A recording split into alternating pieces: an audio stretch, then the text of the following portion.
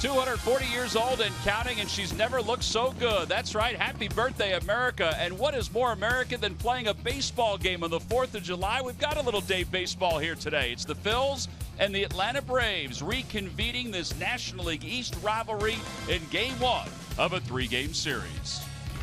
Well, the season series so far, the Braves had the advantage the last time, so that's why these two teams are at 500. The offensive numbers, pretty similar. Home runs, pretty similar. Everything else, pretty similar. Hi, everybody. I'm Tom McCarthy along with Matt Stairs. We're going to talk about these Atlanta Braves and their somewhat turnaround in just a little bit. Let's talk about Jared Eichhoff, because the last time he faced the Atlanta Braves, he was a little different pitcher than what the Braves will see here tonight. He was a little different. He started using his changeup a little bit more, but he also started using a slider, which we all fell in love with. It's a very good pitch. This is his last start, May 22nd versus the Atlanta Braves. One thing I was very impressed with this game was the way he attacked the left-handed hitters. He threw a lot of left-handed hitters fastballs inside, got a lot of weak ground balls, which sets up a great curveball. He could be able to elevate the fastball when he needed to. A.J. Pierzynski right there hits a weak ground ball to second. But keeping the hitters off balance, but they're thinking they're going to see a fastball inside. Next thing you know, he throws that curveball down, and then he gets a very nice double play right there. So keeping the hitters off balance, attacking the zone, mixing in a few sliders, but making some very quality pitches. You know, since the last time, he's averaging about 24% of his pitches being sliders. It'll be interesting to see what the Braves do to react to that here today. Well, it is going to be interesting, but now all of a sudden you had his first start fastball curveball. Now he mixes in sliders, and you can see his numbers right here at home. 11 starts, 4-5 record, very good ERA, 2.24. Very impressed, though, with 71 punch-outs compared to 15 walks. All right, so he takes on an Atlanta Braves team, as we mentioned, that is a little different this time compared to last time. Now, they're still in last place in the National League East. They're still on pace to have the lowest home run total in the National League in about 20 years, which is incredible. But since Brian Snitker took over, they are a little different offensively and pitching-wise. Well, I think the numbers right here, the first 64 games compared to the last 18 games. Last 18 games, 10-8. The numbers that really jump out is the starting ERA at 3.57 compared to the first 64 games, which is 4.61. 264 batting average compared to 230, but the number also that's not on there is 61 extra base hits over the last 18 games, and Freddie Freeman's hitting well over 400 over the last 18 games. Freddie Freeman is a problem, and the Phillies know that. They have to figure out how to deal with it. He's hitting over 400 against them here in 2016. So today is Game 1 of this 3-game series. It'll be Joel De La Cruz on the mound for the Braves, and he'll be opposed by Eichhoff, who's making his 17th start of the season. When we talk about the Braves being different, well, how about from a Phillies standpoint? There's been a lot of offensive fireworks for the Phillies over the last several days. Cameron Rupp's got a hitting streak going. Cody Ashley is swinging a sweet bat. Maikel Franco's starting to heat up. We'll get to the lineups and first pitch when we return. Phillies baseball is brought to you by Xfinity. Xfinity X1 will change the way you experience TV. By Toyota. Get big savings at Toyota's Red, White, and Blue sales event. Toyota, let's go places. By Citizens Bank. The next time you have a question about money, don't keep it to yourself. Ask a citizen. And by Independence Blue Cross. Live fearless. Learn more at IBX.com.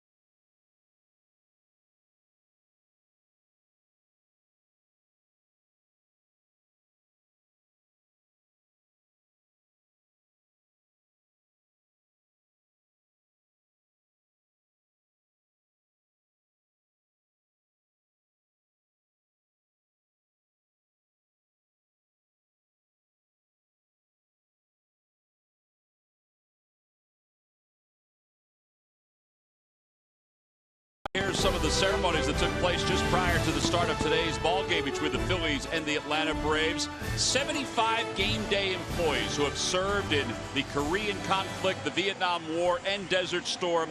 They represented the flags of the United States as they came out toward the playing surface before the start of today's ball game. Scott Palmer from the Phillies, who served in the Navy during Vietnam, he was part of that contingent. Contingents and people from World War II on were represented here this afternoon as we prepared for the start of this ball game and the finale of our 4th of July ceremonies throughout the course of this weekend here in Philadelphia and all around the United States. Happy 240th birthday to the United States, and what a great way to finish up a fantastic weekend here in the Delaware Valley. Some fireworks over the last couple of days, and now some baseball between the Phils and the Atlanta Braves. Let's take a look at the Braves lineup for today. It's brought to you by Xfinity. Xfinity X1 will change the way you experience TV. Jace Peterson leads it off at second base. Eric Ivar bats second at shortstop. Freddie Freeman hits third. In right field batting cleanup is Nick Markakis. Jeff Francoeur will hit fifth. A.J. Przinsky sixth. And the bottom third are Brandon Snyder, Emilio Bonifacio, and Joel De La Cruz. Facing the Phils for the first time, just his second major league outing. He'll face Jared Eickhoff, his 17th start of the season. A solid ERA. He's a guy that will put together a quality start most of the time.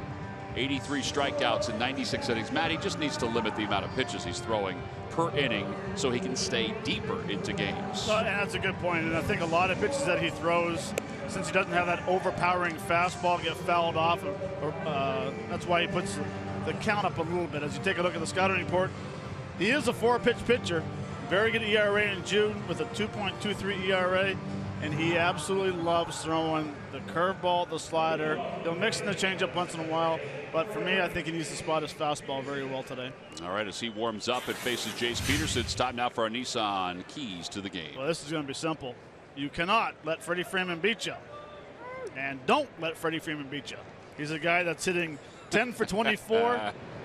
And he's got 4 long balls versus the Phillies this year. Yeah, no offense to anybody else in this Braves lineup, but he is the man in this lineup. And the reason why I say that is because Markakis is hitting behind him, and he's 2 for 22 this year. Yep. Fly ball out to center field. Odubel Herrera will settle under it. So 2 pitches and 1 away here in the first, as Eickhoff takes care of the red-hot Jace Peterson.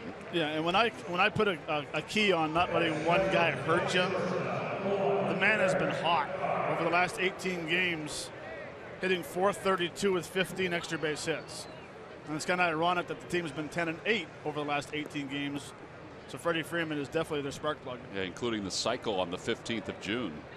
Eric Ivar is the batter. He was not in the original starting lineup for the Braves. Switch hitter, batting left-handed, and he whacks the first pitch that he sees to deep right field, and the Braves have a 1-0 lead.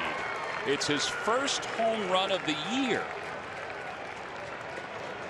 I think he knew it was coming because he jumped all over it.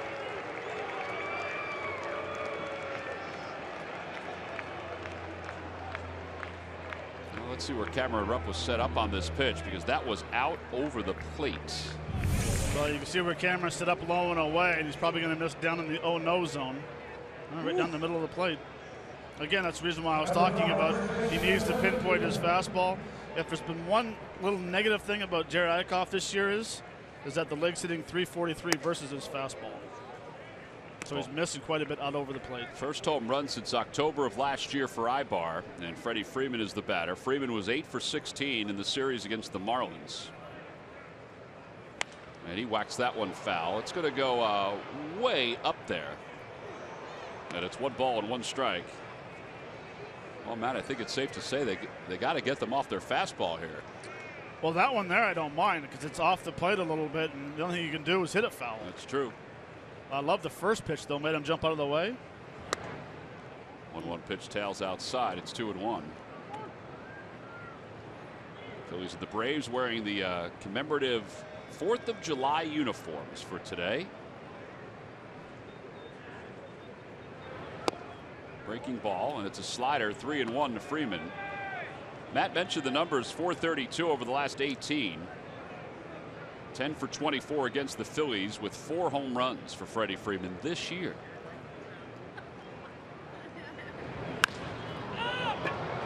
Shallow left center field. Freddie Galvis is the only infielder on that side, but he'll give way to Cody Ashe. 2 outs. And Nick Markakis is coming up. Ramon DeJesus is the home plate umpire today. Jim Joyce is the crew chief. He's over at first. Paul Nart at second, and Chad Fairchild is around at third.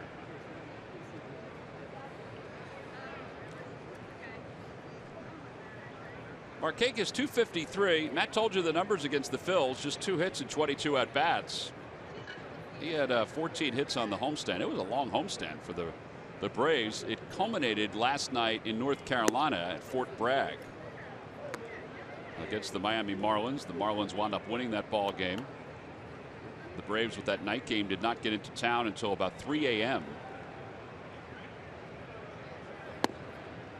But to a man, anyone you talked to in the Braves organization said it was one of the best things that they were a part of.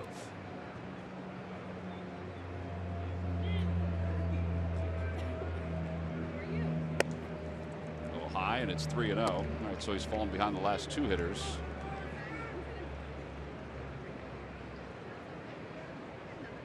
I think Markakis is swinging 3-0 here.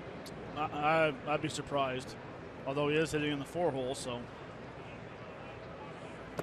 And ball 4, so he draws a walk.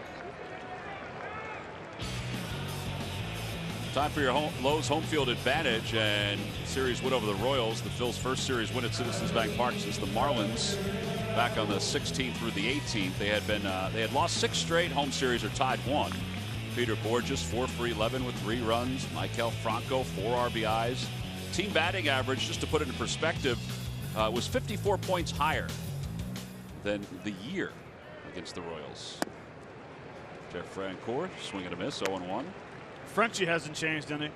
Not First even pitch, a little bit. attacking. Hitting 135 over his last 16. He's been very good for them off the bench.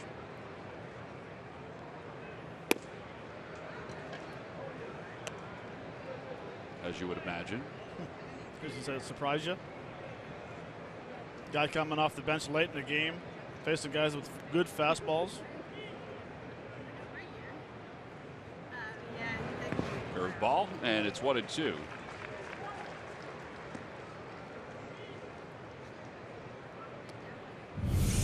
This is a good pitch. This is a hard breaking ball. Frenchie sees it up a little bit. He's swinging. I was thinking the same thing.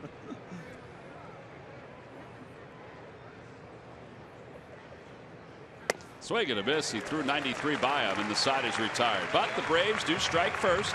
They get the home run from Eric Ibar. They leave 1 over at first base. Down to the bottom of the first, it's the Braves 1 and the Phillies coming up.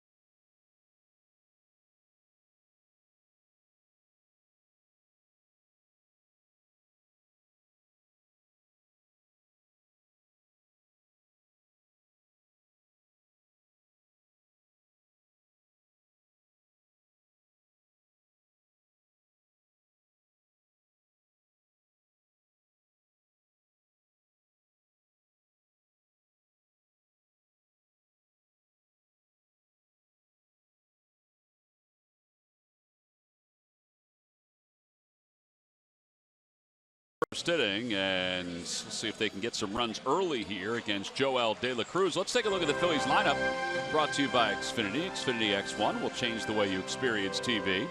It'll be Herrera, Borges, and Ashe, Franco, Rupp, and Joseph. The bottom third of Galvis, Hernandez, and Eichhoff. Lineup hasn't changed much recently, particularly 1 through 5. There's Odubel getting set to lead things off with his .301 batting average. Finished with 3 hits in the series against the Kansas City Royals. And there's Joel De La Cruz. The Phillies have never seen him before. He is a longtime minor league pitcher who was up a couple times earlier this season, Matt, for the Braves, but never appeared in the game, and then finally got a start his last time out. Well, it's a good story. De La Cruz, he come up last outing. He did his last. How about this? His last 3 starts in the big leagues and 2 in the minor leagues hasn't got a run for him. Take a look at the scouting report. Not overpowering. It's about a 91.6 mile an hour fastball, change-up, slider, fastball. The league's hitting 316. The slider, league's hitting 333, and he has yet to give up a knock off his changeup. And he uses his changeup a little over 15% of the time. Yeah, last time out, which was his first major league start, Brian Snitker, who had him in the minor leagues, said that he expected him to be aggressive, and he was. And he's aggressive with that sinker. And when asked about the slider and changeup, because the Braves anticipated that he was just going to throw a slider after the fastball, he said, I think he was just feeling his way out there. 1 ball and no strikes to Odubel, and he lines it down the left field line. That'll be in for a base hit. Francoeur's got a very good arm. He gets to it. Odubel going to second base. The throw off line. And Odubel, as if he was at a carnival, trying to hit the bell, slapped that second base bag with his 9th double of the year.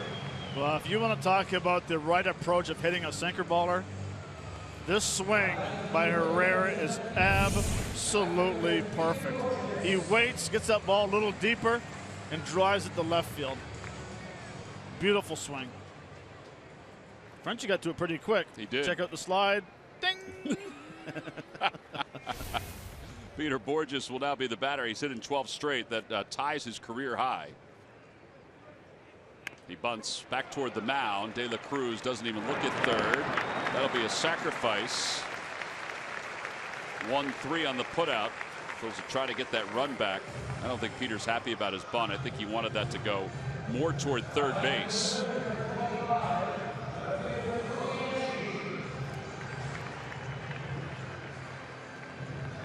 Yeah, I think he's, you know, a lot of people talk about, well, it's the first inning. Why is he going to bunt? You can see right here, watch his bat angle. This will tell you which way he wants to go. He wants to push it towards, or drag it towards third base. He just got out a little bit. Looked like the pitch was up a little bit, too. Here's Cody Ashew, who's been hot. 10 doubles in his last 17 games, and he takes on the inside corner. It's 0-1. Ashe 286 with 3 homers and 12 runs batted in. Interesting to see the Braves are playing the infield in the first inning with 1 out. I think that kind of tells you about their offense, even though their offense has been better. Been very good over the last 18. Brian Snitker, who took over for Freddie Gonzalez, who he coached for in previous years. You know, I don't mind this because I hate giving up a cheap run.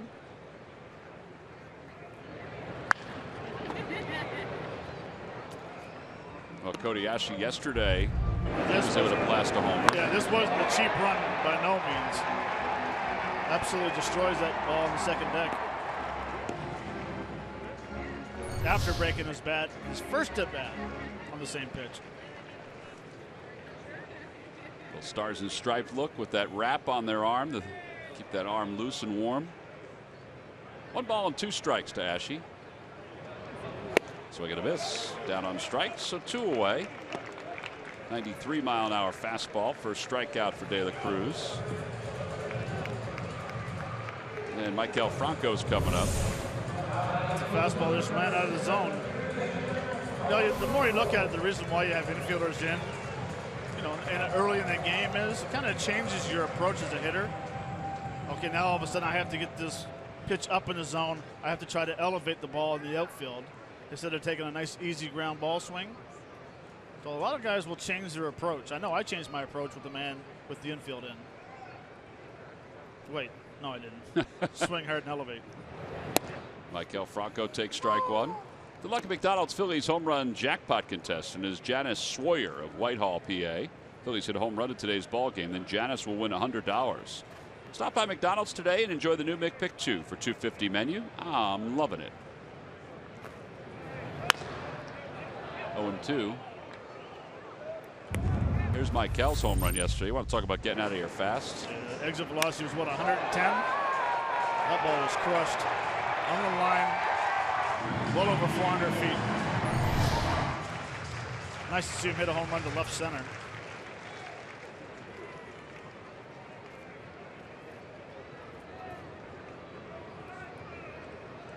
They play him to pull in the infield. On the outside corner, strike 3 call. Broncos down, looking back-to-back strikeouts for De La Cruz. So Herrera's left over at third. We'll leave for the second. It's 1-0 Braves.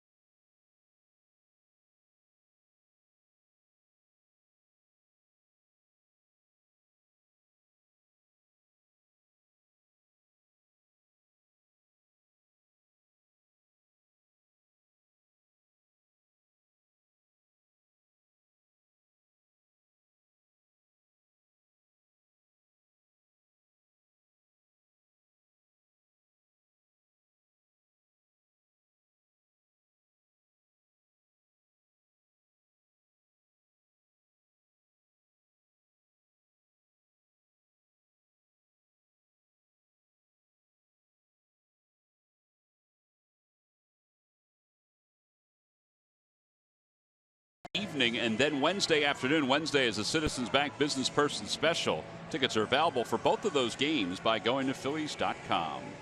Then it's off to Denver, where the Phillies will wrap up the first half before the All-Star break. 1-0 Braves. They got a home run from Eric Ibar in the first inning. And A.J. Pierzynski will lead it off, hitting over 300 against the Phillies so far this year.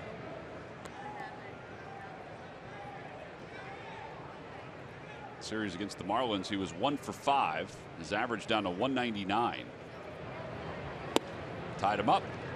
That was a good pitch. Had a little bit of movement on it. 90-mile-an-hour fastball inside. The only thing you're going to do is hit that off your back thigh. Check swing, foul ball, and it's 1-2. And that's not the goal, right? To hit it off your back thigh? That's not the perfect swing, no.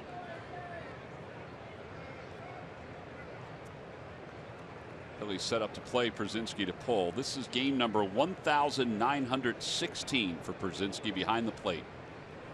It's an incredible run. Ties him up, and that's the second strikeout for Eichhoff. What a way. Brandon Snyder's coming up.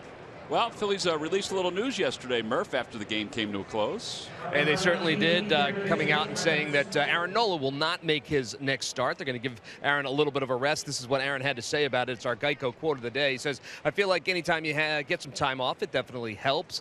This is my first full season here, and they want to watch me. But I'm still going to go out and try to throw as many innings as I can and throw as much as I can. If you ask anybody, we all want to be there every 5th day. It's what they want, so I understand. But hopefully it will help That was his reaction to the news. The good news is he also said to reporters last night that he feels 100% healthy. He feels very strong at this point of the season. So he just really wants to kind of get his thoughts together. Pete Mackanin said, we will have Aaron Nola in the rotation coming out of the All-Star break. So that's the good news. There's no injury concern here. It's just a little time off, maybe limit the innings and allow him to kind of collect himself after a couple of struggling starts. And he'll be back right after the All-Star break, guys. Yeah, I think that's the key, Murph, as you talked about, is, you know, he's not injured. And we've seen pitchers before, not to make any kind of excuses, but we've seen pitchers before, Cole Hamels for one, where they take a break, you know, and Pete has talked about giving these guys a break at some point anyway, because they want to make sure that their innings are still managed to a certain extent. Right. Hopefully he will be fine. I would think he's going to be fine. Hey, every time somebody struggles in life, if they have the talent that he has, you figure they're going to come back even better. He'll be fine. There's no worry that Aaron Nola will not lock it back in. We saw what happened the other day after he gave up 5 in the second inning. He cruised through 3, 4, and 5. And Pete said that left him with some optimism that he, you know, may have figured some things out. Off the end of the bat foul. It's 1-2. Emilio Bonifacio, the veteran, starting his 7th game since his promotion a couple weeks ago.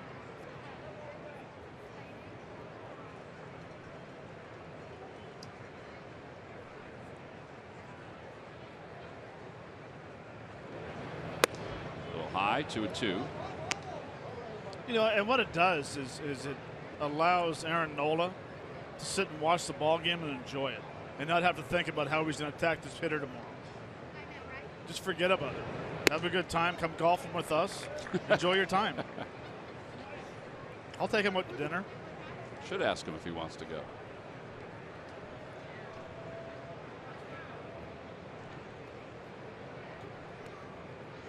Three balls, 2 strikes. Back-to-back curveballs slide right out of his hand. And that'll bring the pitcher, Joel De La Cruz, to the plate.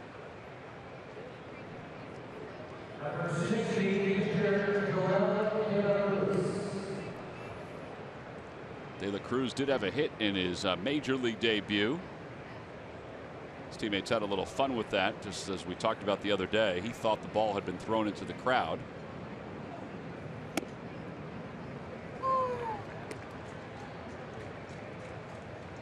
Interesting to see a 3-2 curveball to Bonifacio. I agree with that. Later in the game, yes, pitcher behind. You want to pitch around him.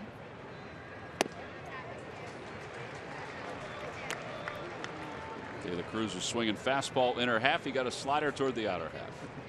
It's a good swing, though. It was. Don't throw it in the path of his bat. Got him. Back-to-back sliders. 3rd strikeout for Eichhoff. No runs, no hits. 1 man left for the Braves. We played 1.5 on to the bottom of the 2nd. 1-0 Atlanta.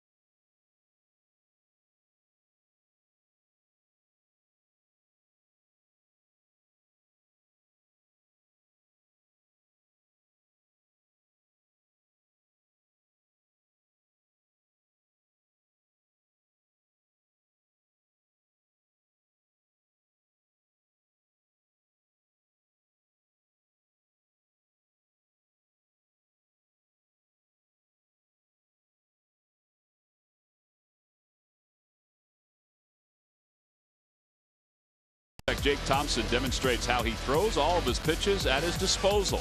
Watch an all-new Phillies clubhouse tonight at 11 here on CSN.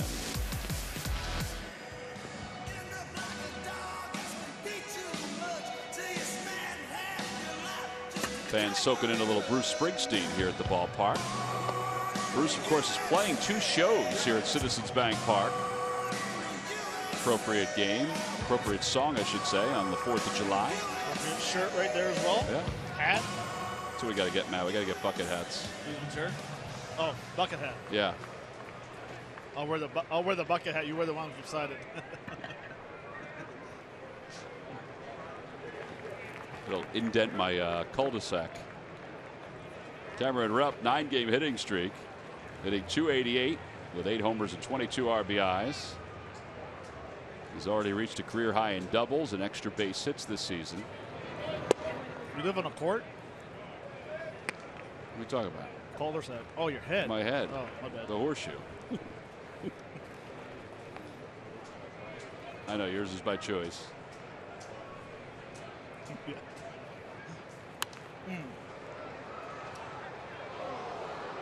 Well, Cameron Rupp hit a home run yesterday. Home runs are impressive. This was beyond impressive. And the reason why is a fastball at 98 up and away. Nice easy swing. Big man showing that he can hit the ball to left field, center field, and deep to right field.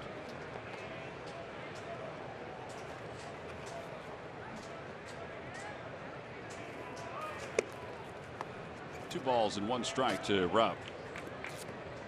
De La Cruz is 27 years old. He was first signed to a professional contract when he was 17 by the Milwaukee Brewers. He spent the summer in Arizona in their rookie program, and then in July of the next year was let go. Swing and a miss, 2-2. After that, he was signed by Washington, but he was out of baseball for over a year. It's kind of like Ramos for the Phillies.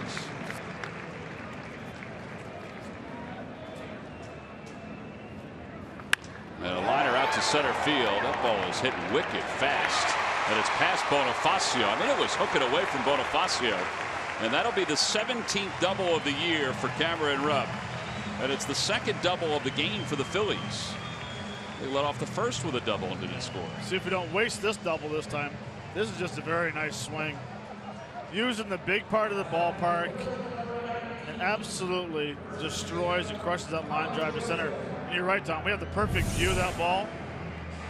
Look at that, foot down early, shoulder tight, the chin, nice easy swing. This starts, and this hooks away from Bonifacio. Oh, great shot. That's what we were looking at from our vantage point. And Bonifacio can fly too. Here's Tommy Joseph, who was 0 for his last 18. He is due.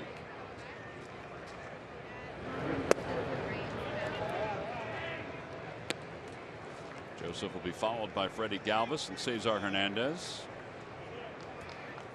See how Tommy does right here with getting a ball to hit to right field, which might, hey, remind him, let's back it up a little bit, let the ball get a little deeper, and think right center. Are you surprised that Bonifacio is playing 2 or 3 steps in center field over toward left center field? No, because I think if you look at the spray charts, Joseph has been pretty much, I'm actually surprised that the infielders are playing straight up.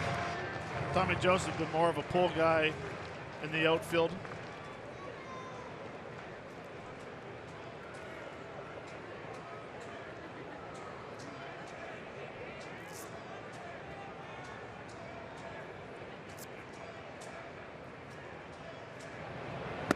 Upstairs, 2-1. On the Toyota Major League scoreboard, the Brewers hung on to a 1-0 victory over the Nationals. Guerra with a win. He's 6-1. Scherzer, who reached 150 strikeouts on the season, he got the loss. He's 9-6. He allowed his 21st home run of the season. That's a league high. A lot of times that's not that big of a deal, but when you don't score any runs, it's a big deal. Yes.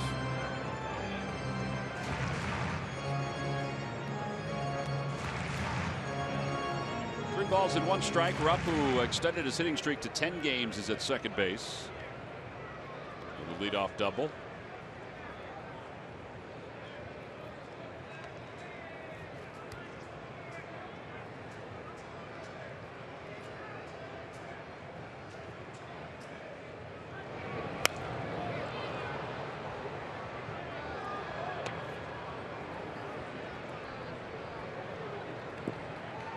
Sharp batting gloves that Tommy Joseph's wearing today. They are, and that was a better swing, even though he never got a knock with those pretty batting gloves. Yeah. But what I like is his timing is rocking with his hips. Like as he does that little, you can see him right here. He's doing a little dance in there. Yeah. He's trying to do the weight shift back to the backside as late as he can. That one's lined out to center field. Bonifacio is going back toward the track, reaches up off his glove. And off the wall. Rupp will hold up at third. He had to wait. It's a double for Tommy Joseph. It ends an 0 for 18 stretch. And the Phillies have runners on second and third with nobody out. You know, and tremendous swing on a high fastball up in the zone. And when I talk about his rocking with his weight, by the time you come to hit, see all of a sudden he paused a little bit, you get back on his backside. You want about 70-30%. 70% weight on your backside, 30% on your front foot. Well, right there you can see he's back on his backside, which causes that front foot to land nice and easy. And look at that bat go through the zone. That's how you use that back leg right there to push off that back leg and to drive a ball like that. Boy, that's a beautiful swing. That was a great shot right there. Phillies have runners on second and third for Galvis, and Galvis whacks the first pitch foul.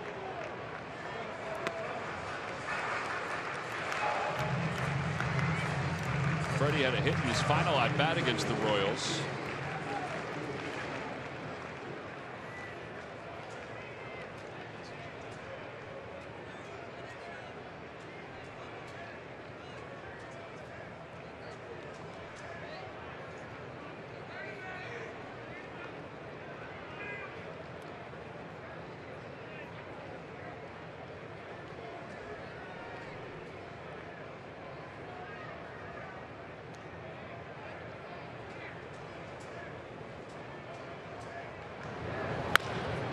To the right side, and it's 0-2.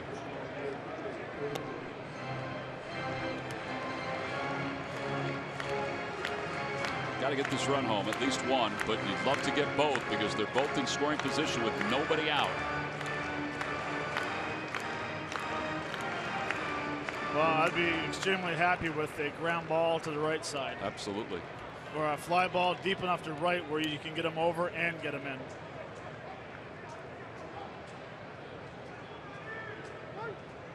Francoeur in left field is shaded way over toward the line. Freddie has been hitting more balls over that way. See where Francoeur is. Big gap in left center field. In the dirt, 1-2. Krzyzewski has 3 pass balls this year, and the pitchers have 21 wild pitches while he's out there, but he's really good at his craft. It's very good.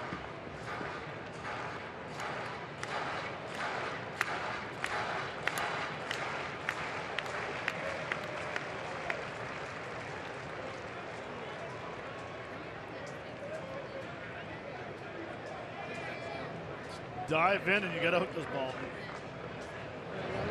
He hooks it over to first. Freeman's got it. A run will score. The run goes to third. It's a 1-1 ball game, and an RBI for Freddie Galvis. Everything right there? Perfect. You know, even though you're not swinging the bat real well throughout the year, there's little things that you can help win the game. One, by playing solid defense, which he's been doing, but hitting a ground ball in that situation against a guy that's tough to do with a sinker. He missed his spot. Ooh, Freeman up. Actually, took it right off his name on his hand, on his glove. Infield is now in for Cesar, and Cesar hits it foul. Now, maybe not the same thought here because the infield is in, but Cesar has swung the bat well lately. He's got a 6-game hitting streak, and during that stretch, he's hitting over 500. 5 for 12 against the Royals.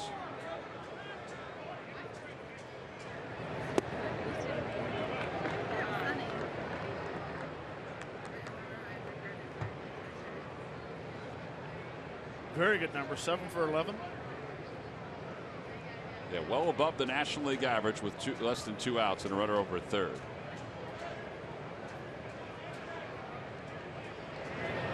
That one is pulled deep toward right field. It is off the top of the wall. A run scores. Cesar's on his way to second, thinking about 3. Kicks it into high gear. Gets to third, sliding. It's an RBI triple. 2-1. Phillies on top.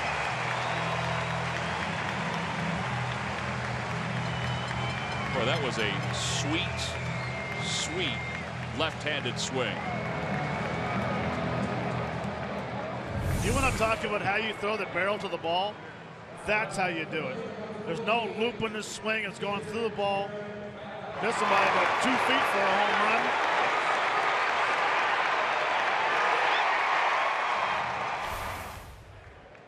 And now Eichhoff is up with a runner at third.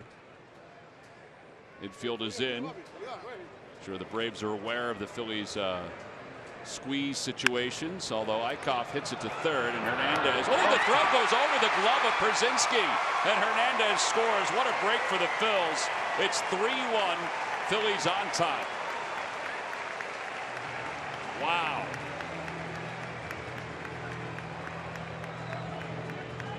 I mean, Cesar's going on contact, and he is a dead duck.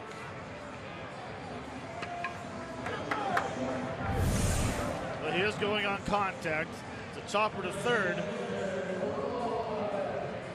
The only thing I can see the reason why he threw that ball away is that he knows that Cesar has very good speed and he wants to get rid of it quick, where he had a lot more time than he thought. But again, that play has to be made. Absolutely. Snyder's first error. It's a fielder's choice, E5, no RBI. The Phils lead it 3-1. And Odubel, who doubled his first time up, bats again here in the second.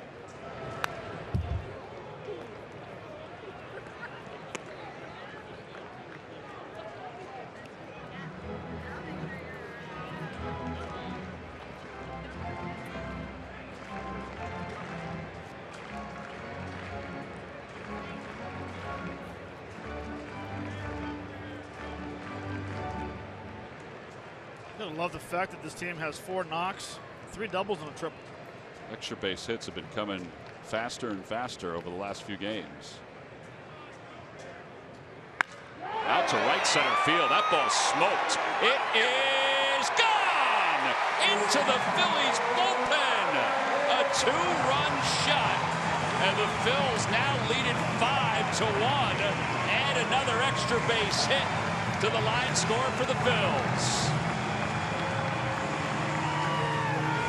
10 home runs, 32 RBIs for Odubel. And just to throw it in there, he's a single and a triple away from the cycle.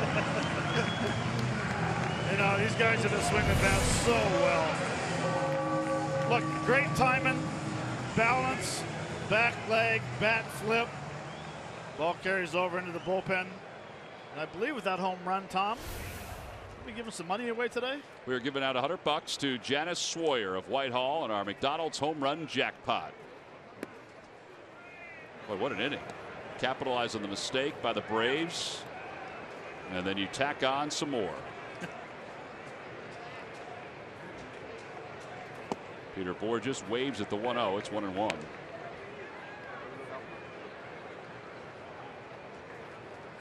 And that was a killer swing by Odubel Herrera. Kind of reminds you of the home run he hit the left center. Nice, easy swing. Over toward third, and that extends Peter Borges' hitting streak, and it squibs off the cornerstone, and Borges is at second base with a double, his 12th of the year. It's a career high now, 13-game hitting streak for Peter Borges.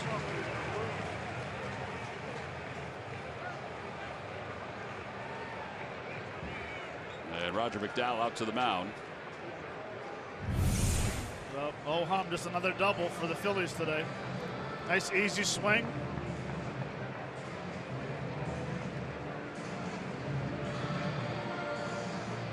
Well, that was well out of the reach of the third baseman Snyder.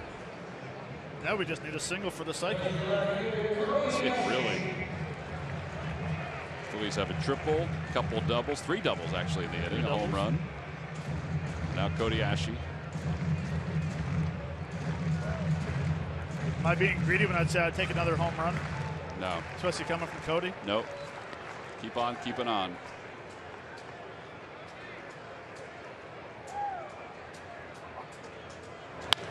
Over toward first, just foul. I mean, just foul.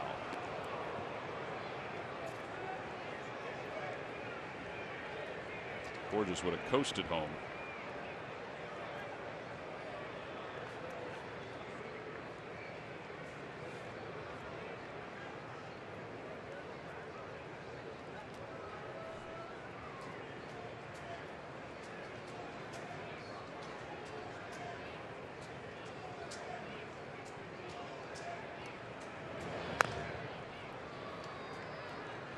Phillies scored the run on the ground out, a run on the triple, a run on the fielder's choice E5, and 2 runs on the home run by Odubel Herrera.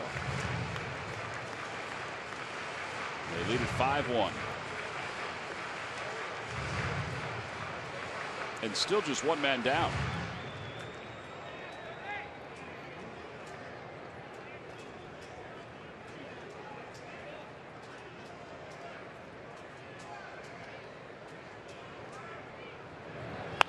Off the end of the bat, spinning out to second base. Peterson throws out Ashe as Borges goes to third. 2 away. And Maikel Franco is the 9th man to bat in this inning.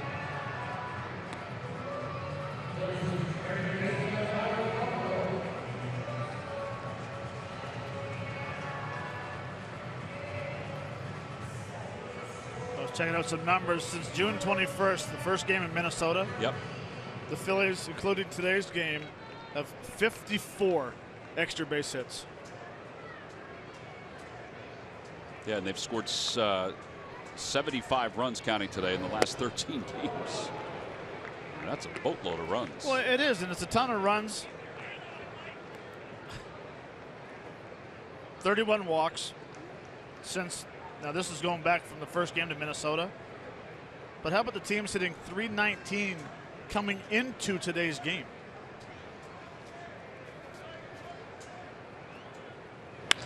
And a high fly ball to deep left center field. Forget about that one. Gone! A 2-run home run. It's 7-1 Phillies. A 7-run second inning. 2 2-run home runs and a wide variety of extra base hits to go along with it. For Maikel Franco, it's his 15th of the year.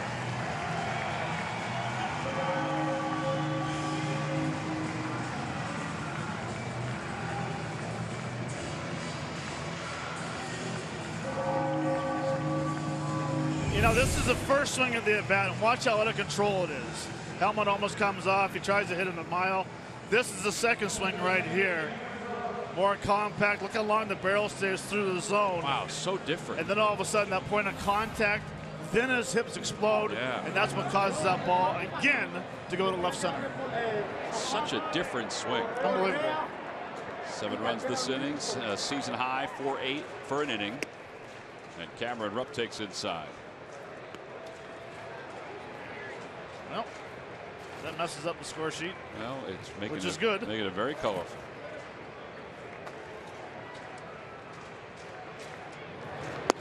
Rupp started this inning with the double.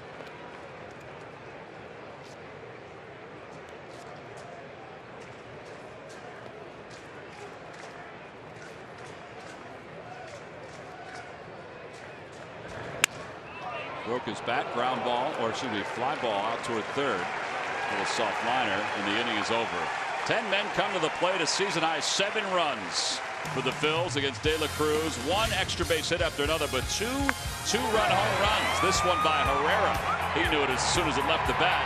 That one well over 400 feet. And then Franco. This one went 430 feet. 7-1 Phillies on top as we go to the third.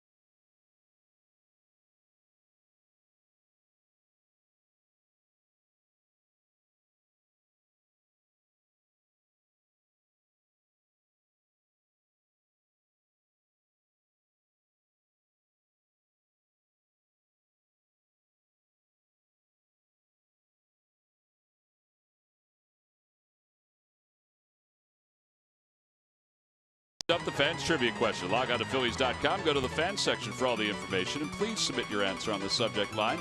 Matt, the question is, what pitcher threw a no-hitter on July 4th, 1983? If you were watching one of our games on the road trip, you probably were given the answer. We talked about this feller. Answer will be revealed a little later on. Where's Murph? Murph, are you down there? Indeed. We did talk about this feller, didn't we? We did. What were they talking about, Murph? That's all we're going to tell you. We talked about him. Yes, we did. Peterson takes a strike. It's 1 ball and 1 strike. What year? 1983, Matt.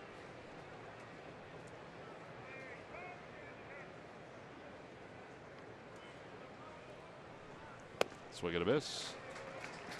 Peterson fly to center his first time up. Well, Jared Eichhoff's got a lead. We talk about run support with this young man, that he doesn't get a whole lot of it. He's got it.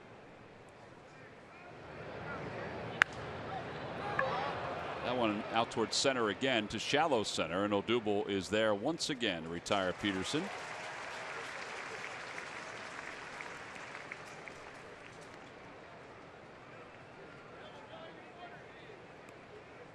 Well, we talked about Eichhoff getting his fair share of runs today. He is among the leaders in lack of run support.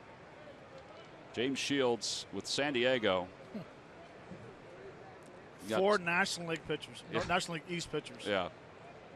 That tells you a little about the division. Here's Eric Ibar, who homered his first time up.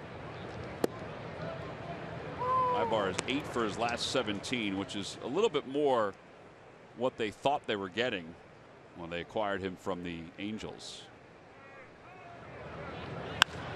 Out to right center field. Odubel will line this one up.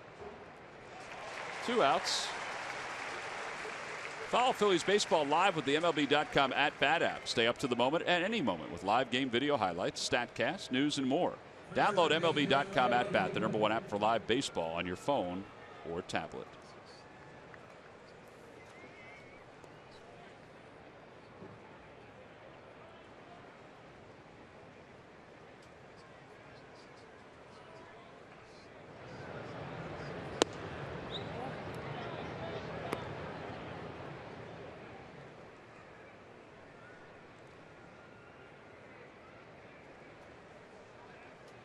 One ball and no strikes to Freddie Freeman. All right, so now you're up 7-1. You don't have to pitch Freeman the same way. No, you do. Oh, you do? Okay. You do. I was just about to say, as a hitter, you don't change your approach 7-1. You still take quality at bats. As a pitcher, you still attack the hitters like it's a 1-0 game.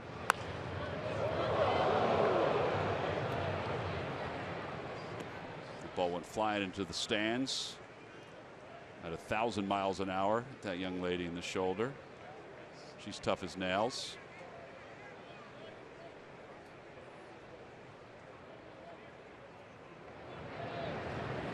Inside, 3-1. And the reason why I say that, Tom, is that if you change your approach towards hitters, and let's say he hits a home run here at 7-2, then all of a sudden you change your approach to other guys. Next thing you know, a couple of long balls and they're right back in the game. So you stay with your approach no matter what throughout the game. That's how I would take it, and that's how I would hope a pitcher would take the approach.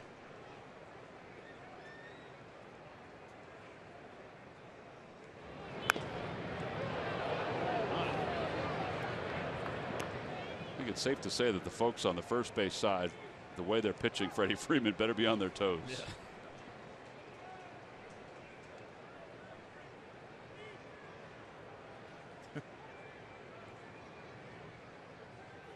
3-2 pitch to Freeman. Swing and a foul tip. He got him. Strikeout number 4 for Eichhoff. A 1-2-3 top of the third. We play 2.5. Phillies on top 7-1 over Atlanta.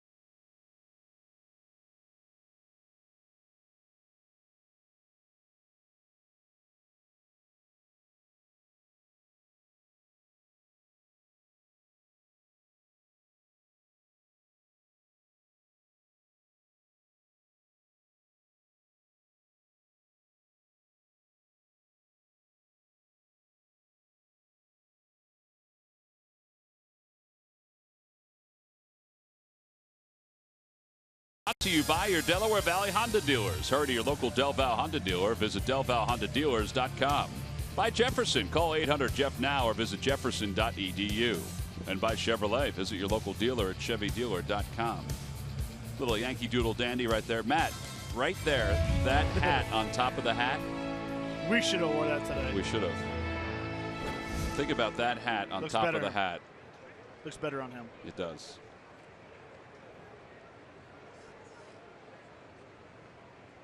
Tommy Joseph fouls it. It's 0-1.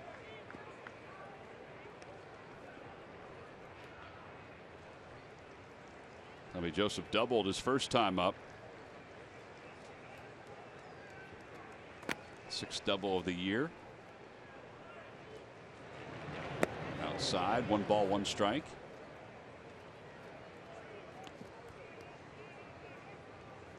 Boy, another good job with these uniforms. As you see, the Phillies 6 extra base hits in the second, the most in an inning for the Phillies since July of '86 against the Reds.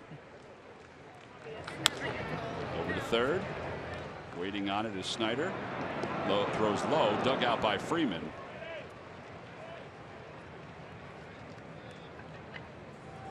Snyder's got the yips a little bit throwing right now. Maybe.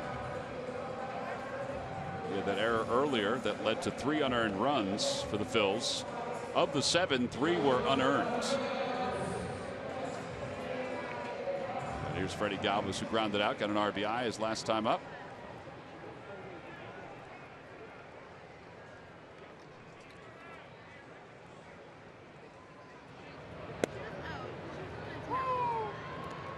Freddie break his bat on that last ground ball? He's got a new piece of wood there. He might have hit off the end.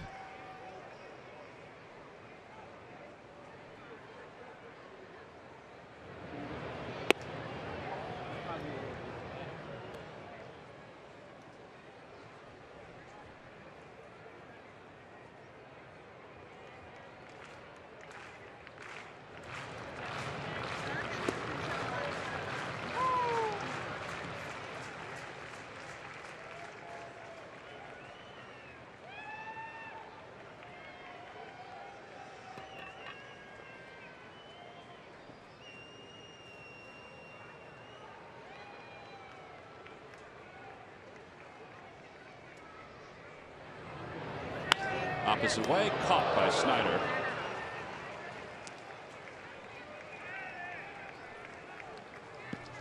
Two outs. Sunday, July 17th, the Galapagos Gang Beach Towel. Compliments of Pico will be given out to fans 14 and under. It's all part of the Phillies Mets series. There's the beach towel right there. Get your tickets now by going to Phillies.com.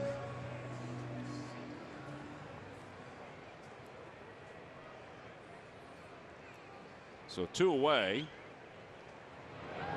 Cesar hits it out toward right field. Another good swing, but Markakis will track it down. And that'll do it for the Phils. An 8-pitch inning for De La Cruz. We've completed 3. 7-1 Phillies as we go to the 4th.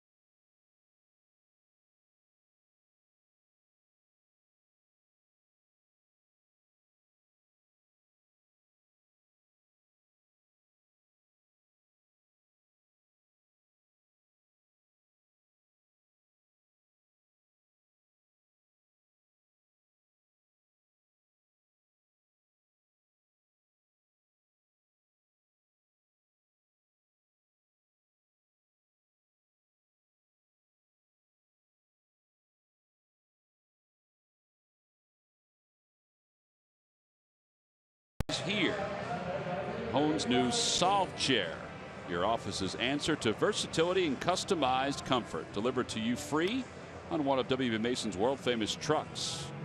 Hone and W.B. Mason, a pair of heavy hitters that truly deliver.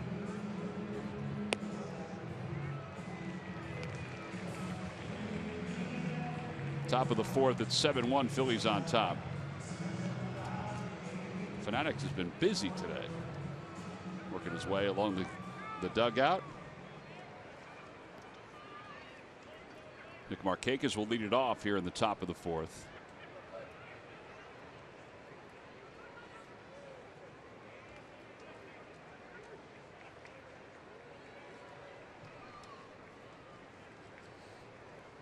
Markakis walked his only time up. And it's 0-1. Hitting .253, 2 homers and 42 runs batted in.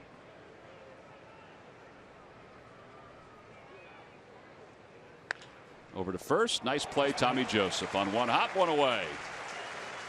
I think his actions over at first base have been very, very good since he's gotten up here. I know he's got a couple errors, but he really does move well over there. Yeah, he does. He's improving every day, and it's like hitting. You get confidence. You start wanting the ball hit to you. This is a tough play because the ball you think is going to come up. It hit that grass and shot down. Yeah. Good reaction. He's been working in a new glove over at first base, Matt. I asked him about that glove because when we were in Arizona. I actually asked his dad about the glove because it looks like a worn-in glove that he's had for years. I mean, look how old that glove looks, how comfortable it looks. He's had it since 2011, Tommy said. He's working in a new one right now during BP, taking ground balls with it. But man, that glove looks like it fits his hand perfectly.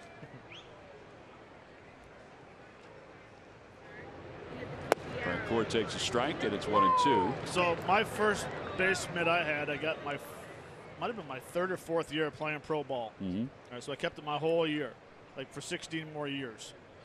And I left it out in the rain in Boston one day. On the ledge of the dugout or something? Yeah, and it got drenched. And it was one of those older gloves that had a lot of foam in it. Yeah. And I don't know what happened, but my forearms would be tired at the end of the game of carrying it around. Out to right field. Here is Peter Borges.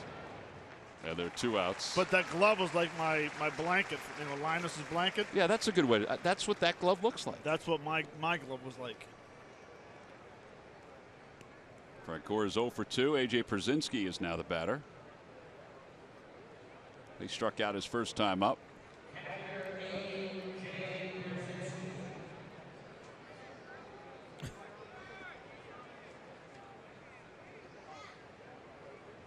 He's a little chatty, isn't he?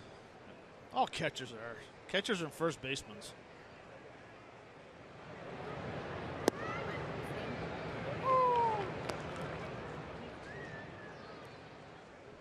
On the Toyota Major League scoreboard, a lot of pitches so far for Matt Harvey. Miami leads at 3-0. Marlins, like the Braves, were in North Carolina last night for the game at Fort Bragg. Miami 5-5 over the last 10. They are 6 games out in the National League East. Swing and a miss, 1-2. A slow curve for Mykoff.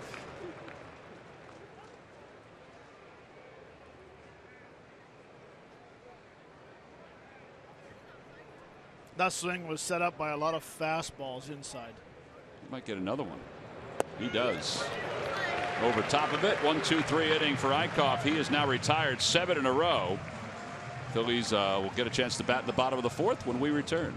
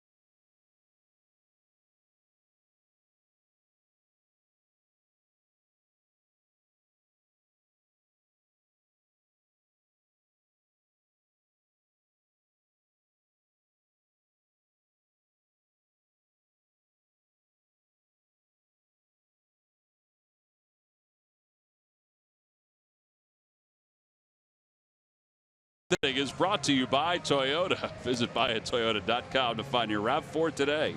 Toyota, let's go places. Let's go Phils. Pretty sharp looking RAV4 going, getting some mist. 7-1 as we go to the bottom of the fourth inning here in Philadelphia.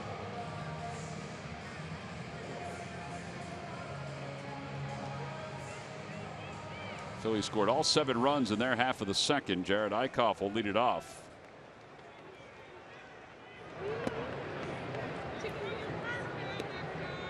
Eickhoff had a fielder's choice his first time up. Outside 2-0.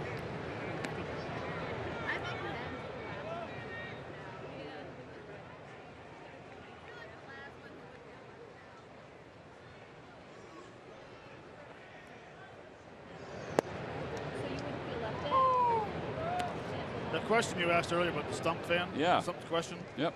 What city were you guys talking about that in? When did it take? What city did it take place No, what in? city were you guys talking about it? Oh, in San Francisco. That's going to help you out as Freddie Freeman is over toward the railing and makes the basket catch. Well, last night, as we mentioned, the Braves and the Marlins played in a historic ball game down at Fort Bragg, North Carolina. They built this facility in 4 months, and the Braves really, you have to give them credit. You give the Marlins credit too, but the Braves really bought into all of it. I mean, they were at every festivity from morning until game time. Look at this flyover. Brian Snitker, the manager for the Braves, said that the flag being unfurled, the players being out on the first and third base lines, and that flyover and the national anthem said was the best part of the night. And he said, I don't regret it. The players don't regret it. It was an incredible experience. And it was one of those that they made it seem like they wished it upon everybody. And they were all fantastic. Jeff Francoeur caught the first pitch in last night's ceremonies. I watched a lot of it. It was just a fantastic night. Murph, it was a busy day, though, for the Atlanta Braves in what they had to accomplish from start to finish. It was a busy day, but you're right, Tom, in talking with different members of the organization, not a single person had anything but, I mean, more than positive things to say about the entire experience. And get this, you mentioned that they had all kinds of activities during the day. Well, you know, they also had a baseball game to be played at night, a Major League Baseball game to be played at night. Matt Whistler was the starting pitcher for the Atlanta Braves. A lot of times the starting pitcher won't do anything on a day of a game, including even talking to the media. Well, during all of the activities that were being held at Fort Bragg yesterday, Matt Whistler said, hey, I don't want to miss this. He was originally not supposed to be part of all of the activities. He called their traveling secretary and he said, look, this is a once-in-a-lifetime opportunity. I want to be there. They ended up sending the team bus back to pick him up so that he could be a part of what was going on during the day, going to the Veterans Hospital, going out to meet some of the operations guys in the field. And, you know, you got a chance to do all of that with his teammates. They had 100% participation with players, coaches, and front office staff. The traveling party that was invited into this situation, every single guy to a man was a part of it. And that is saying something when you know about the travel schedule for Major League Baseball teams. So it was an amazing experience for them. And I just thought it was really cool that even Matt Whistler, a guy who was going to have to pitch that night, wanted to be a part of it. Yeah, Brian Snitker said he watched a lot of it even this morning because he wanted to really take it in again. Wanted to see the flyover again, wanted to hear the national anthem. He really credited not only his staff, but also you know, the clubhouse folks, the video guys, because they had so much they had to do to get ready for the game itself. But they really embraced the entire experience. As Borges lines one into left center field, it's cut off by Bonifacio, but Borges is going to get to second base. And he's there standing with his second double of the day. He is as hot a hitter as you will find anywhere in Major League Baseball. And it's great to see. Well, it's great to see him swinging the bat as well as he is, and that's a tremendous story with the Braves in Miami yesterday. And a great story that Murph just told. Kind of jealous that you're not part of it. I would agree with that. I would agree. You are. Well, hats off to Major League Baseball, to the Players Association for embracing it as well. It was a big ballpark. 405 to center field. They said it was legit 405. JT Realmuto, though, was able to hit a home run. Now, all those seats, the bleachers. Seats will be taken down. Taken down. Right. But the field will stay, and they'll build some other fields around it. Nice. It used to be a golf course. It's an abandoned golf course. They have another one. Okay, that's always good.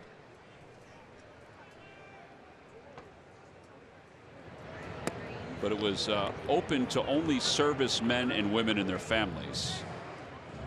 12,500 and change were there. It's pretty innovative. I mean, when you think about it, I know we've seen basketball games, college basketball games on aircraft carriers before. And one in Pearl Harbor this past December. One ball, one strike to Ashe as he takes a strike. Look at this. A starter allowing 8 extra base hits versus the Phillies. It's the first time since Dizzy Dean. That's a good name to be with. Well, not on a bad end, not if you're Joel De La Cruz.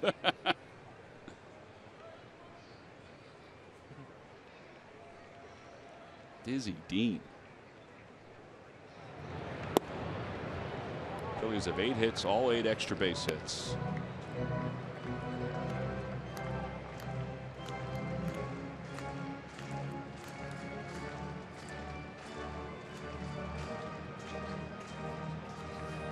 Last 13 games, the Phillies have scored 77 runs. The previous 13, 33 runs. As Pete said, just ride it as long as you can.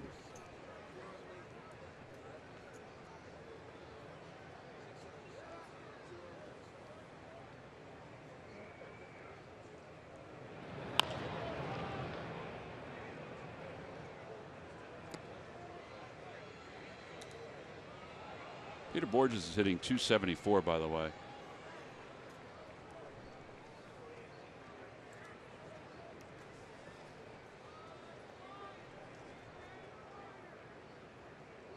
He's been getting knocks everywhere that you can think of.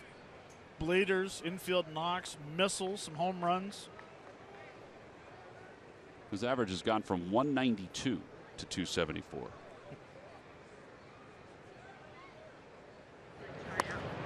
Another foul ball.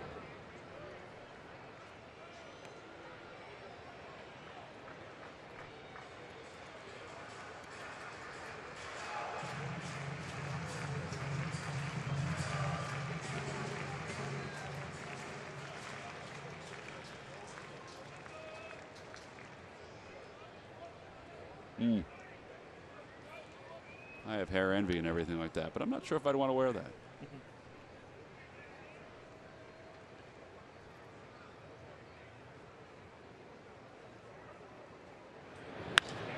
Center field shot. Bonifacio angles back.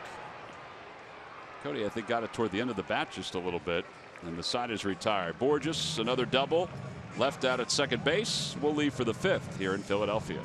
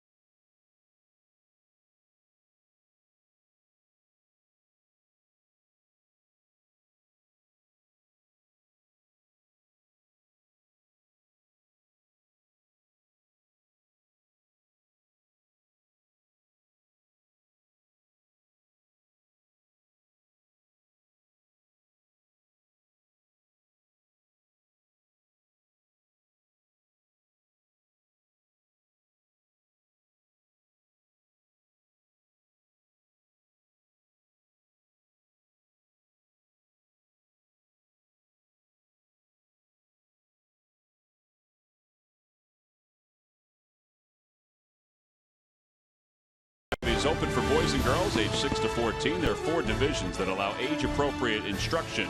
Professional coaching and skill development for Phillies players, coaches, and baseball academy instructors. Call 610-520-3400 for more information. Top of the 5th inning, Phillies up 7-1. Brandon Snyder grounded out to shortstop his first time up. He was hitting .325 down in AAA when he was called up. For a lot of these guys on the Braves, you know, not your established players like Freddie Freeman or A.J. Pierzynski or Nick Markakis or Ibar, but for a lot of the other players, with the rebuild the Braves have put together, it's kind of the same thing as the Phillies. There are opportunities for players like Chase Darno, who you see there with the glasses on backwards, and Snyder, who's up right now. These are opportunities that these guys are being given that they might not be given on other teams to maybe make a difference and make a ball club not only now but also in the future. Well, it's definitely a great way to open up some eyes. That's for sure. Phillies are the youngest team in Major League Baseball at 27 years and 53 days. The Braves are on that list as well. The Diamondbacks have the youngest hitters, but because of guys like Zach Greinke, they drop as far as overall age goes. Here's Bonifacio. He's one of the veterans on this team.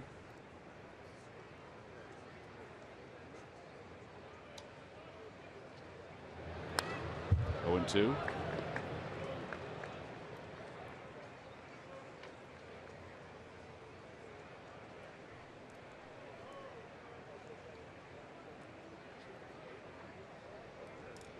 Well, it's great to see young teams, and yes, you're going to have some speed bumps.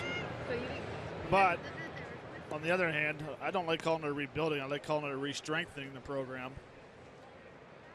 You get a chance to see young players come up, and as long as they don't try to do too much, they should be fine. One good game is not going to impress your coaching staff or the front office. It's to see how consistent you are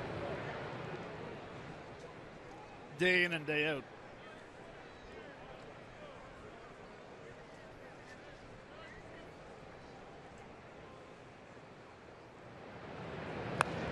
That one spun foul over the screen. Guys like Zach Eflin are getting opportunities. He'll pitch tomorrow for the Phils. Vince Velasquez with the trade over to the Phillies, that opened up a chance to be a starter, whereas maybe he didn't have that chance in Houston. Maybe not. He was fined, by the way, according to Bob McClure and Rick Kranitz, after that start yesterday. Everybody did admit that they were a little scared. Pete said, I said, oh no, when I saw his velocity down, but Vince said he looked him in the eye, looked Bob in the eye and said, I'm fine. And one of the things that they talked about, in fact, Rick Kranitz talked about this today, he said because he didn't have as good fastball, he said it actually made his mechanics even better, because he was focusing a little bit more because he had a pitch. Which makes a lot of sense. De La Cruz struck out his first time up.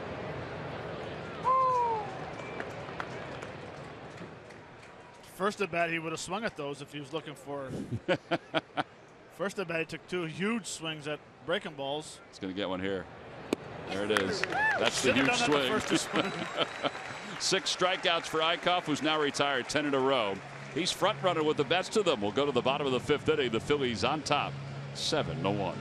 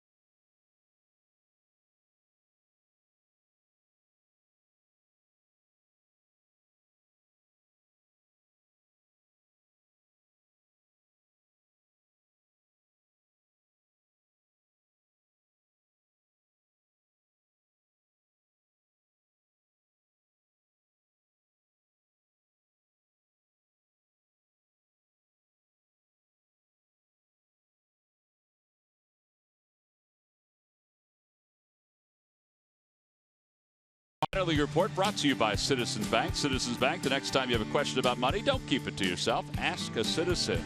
Well, Clearwater lost to Lakeland today 10-5, but Scott Kingery had a big day. 3 hits and an RBI. Cord Sandberg had a home run and 2 runs scored, and Derek Campbell hit a solo home run. Malquin Canello 4 for 5 with a double, a home run, and 2 RBIs. From a minor league standpoint, Reading 60-23. First minor league team to reach 60 wins. They finished 7-0 on the homestand last night. They're 60-23. Lehigh Valley, meanwhile, 48-36. They've won 14 of the last 21. Let's just say first team in professional baseball to get 60 wins. 60-23. Franco homered his last time up, a 2-run shot. And he takes inside to start the bottom of the 5th.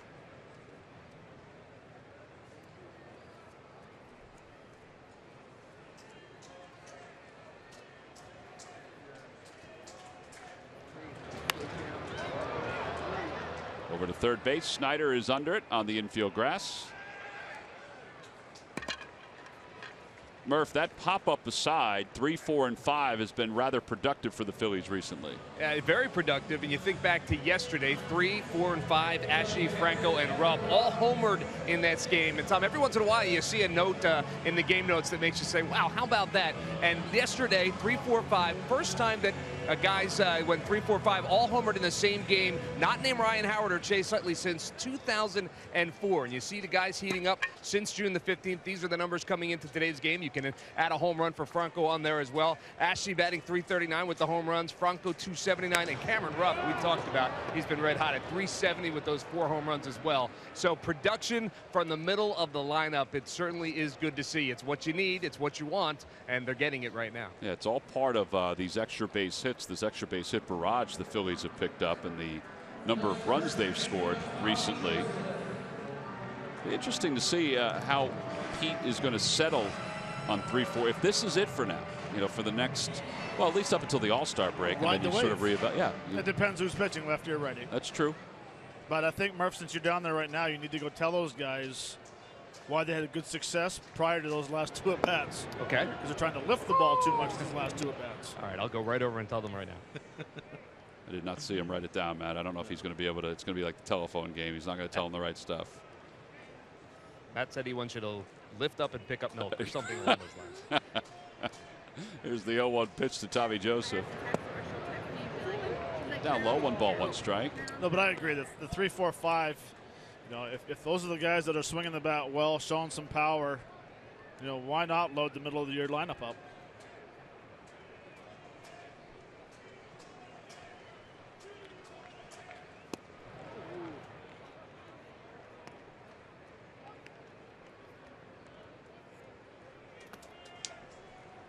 Now, one thing since the 2nd inning,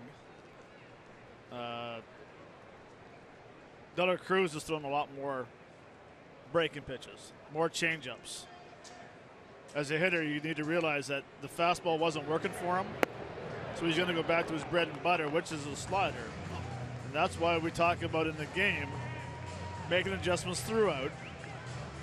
If the pitcher changes, you need to change your approach. Well, that's exactly what he did right there. He changed his approach, got Tommy Joseph on that slider, and it'll take us to the 6th.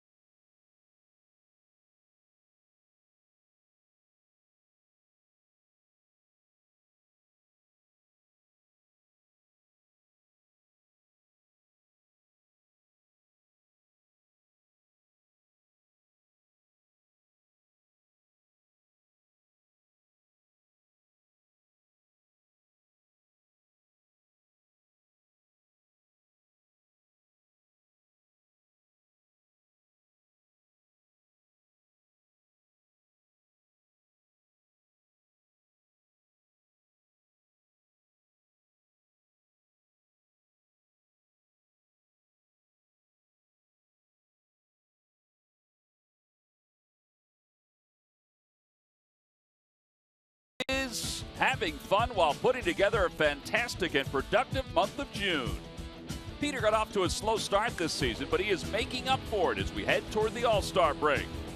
Borges isn't in the lineup every day, but when he is, he's been delivering an average in the high 300s for most of the month and is cashing in with runners in scoring position. His speed can lead to problems for opposing teams. It has been recently, and it's brought to you by Independence Blue Cross. Live fearless. That guy right there has been one of the hottest hitters in baseball. In fact, his average is the highest in baseball since the end of May. He hasn't yet qualified, which is number of plate appearances, 3.1 plate appearances per game, but he's getting there.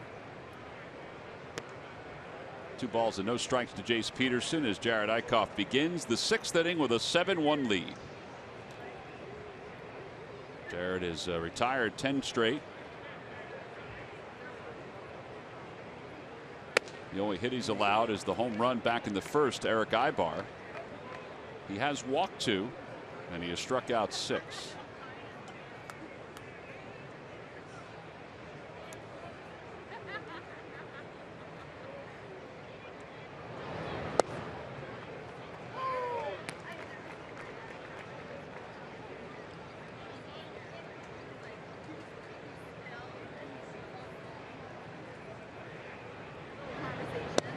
Ball 4. And that's his 3rd walk and the first base runner since the 2nd inning with 2 outs. Tonight at 7, watch #1 overall pick Ben Simmons kick off his 76ers career in the NBA Summer League as the Sixers rookies battle with the Celtics. Sixers Celtics NBA Summer League basketball tonight at 7 over on TCN, the Comcast network. A little tremor you felt earlier today was Kevin Durant signing with the Golden State Warriors. Center field, and Odubel Herrera is there.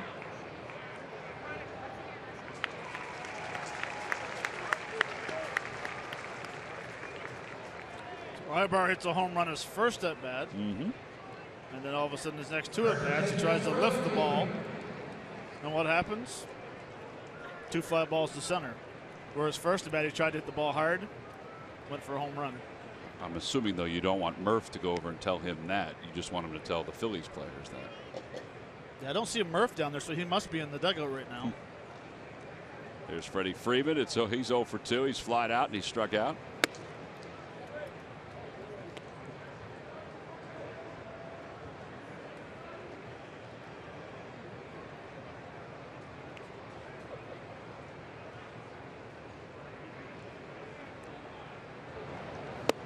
Good pitch, a slider, and it's 1-1.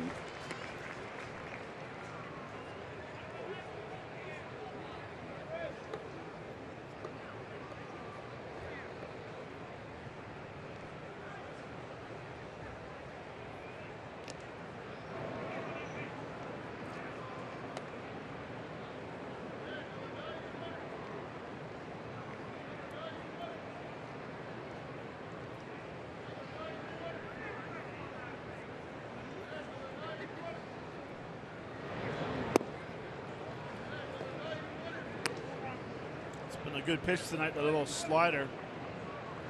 Even if he does not throw up for a lot of strikes tonight, he's still having these left-handed hitters think that here comes a slider, which opens up that other outside part of the plate.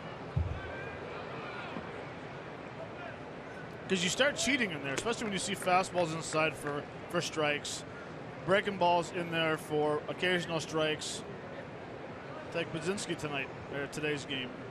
He swung at about how many, 3 or 4 balls in there that weren't even strikes, but they looked like strikes.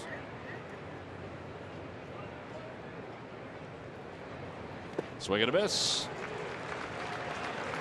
Strikeout number 7 for Eickhoff. 2nd time that he's gotten Freddie Freeman.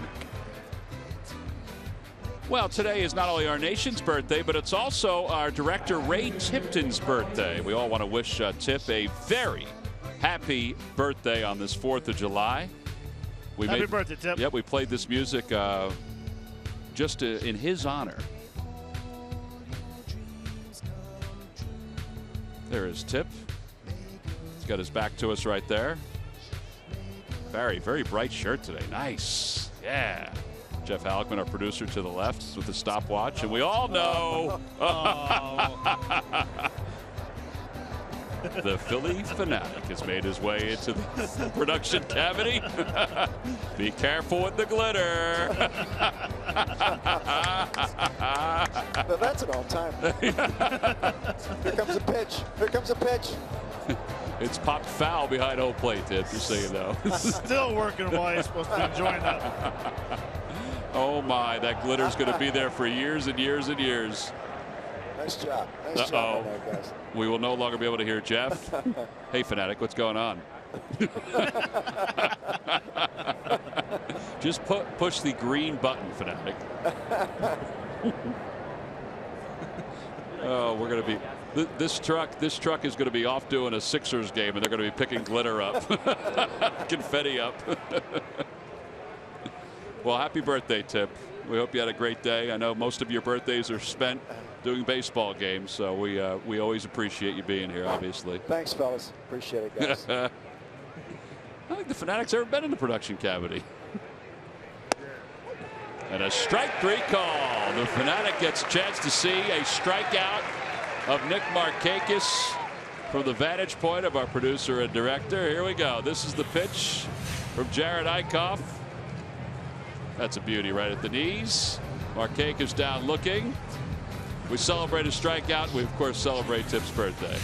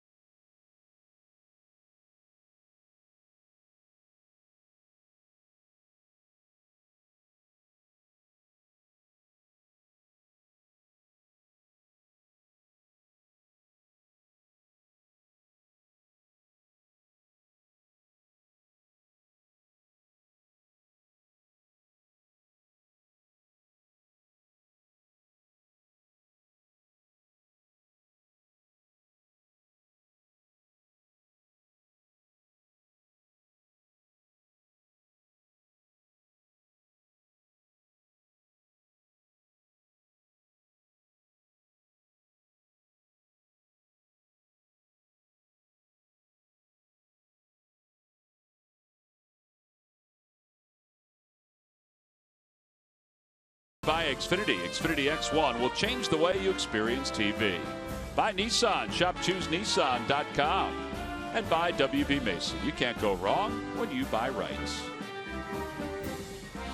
Hope you're enjoying the end of your 4th of July. I know there's been some fireworks shows that have been canceled around the Delaware Valley because there's some storms in the area. But hopefully you got a chance to see some fireworks, whether it be here at Citizens Bank Park. By the way, the shows on Friday and Saturday were outstanding. Everything went according to plan on Saturday. The game ended at twilight. The orchestra played out in Ashburn Alley. And then the fireworks blasted off. Got a parade downtown up Chestnut. Yeah, you were the Grand Marshal? No. No. No, but I walked out of the Franklin Hotel right into it, not realizing that you were the Grand Marshal. Yeah, I forgot. Freddie Galvis takes inside. It's 1 ball and no strikes.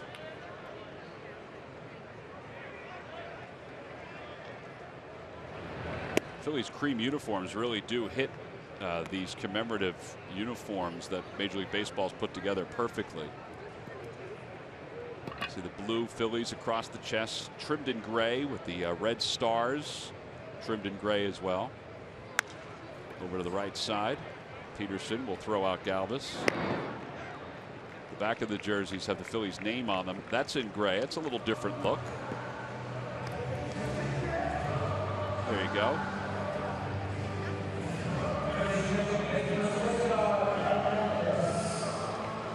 sometimes different is not always good. I like the change. I think it looks pretty sharp on this 4th of July. Here's Cesar Hernandez, who not only has 7 bunt hits this year, which puts him among the leaders in baseball, he also has 6 triples, which is tied for the National League lead. His 6th coming today. He lined out to right field his last time up. Cue shot. See, he's had a bunch of these too. I mean, we got no shot to throw him out. It's amazing when things go well. Those are the type of knocks you get. Now, you look at it, he had that type of hit right there. And then Freddie Galvis had a missile to third, right at the third baseman standing there. When things are going well for a hitter, things go great.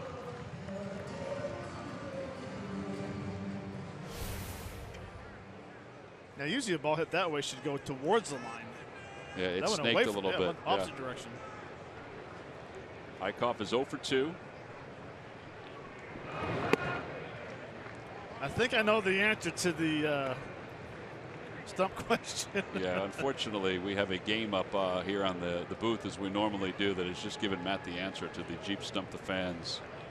July 4th, 1983. We can't help the inadvertent research. I mean, that happens from time to time.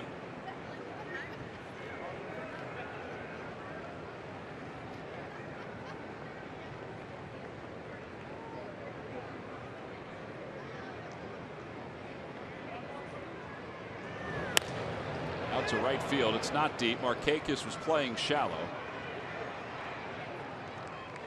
All right, so let's revisit the Jeep Stump the Fans trivia quiz question and answer. What pitcher threw a no-hitter on July 4th, 1983? Oh, my Lord. Oh, you don't know? I just went blank. Left-hander. Did you really go blank?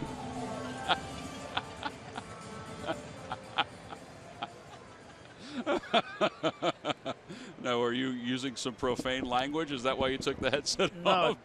Just how dumb I am. Dave Righetti. Dave Righetti is correct. Uncle.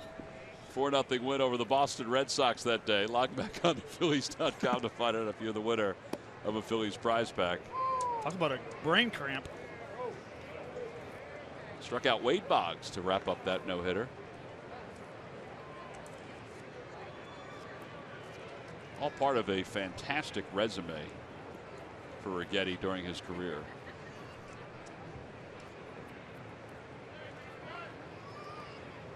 Herrera is 2 for 4. He is doubled, homered, and or 2 for 3, excuse me. He struck out his last time up.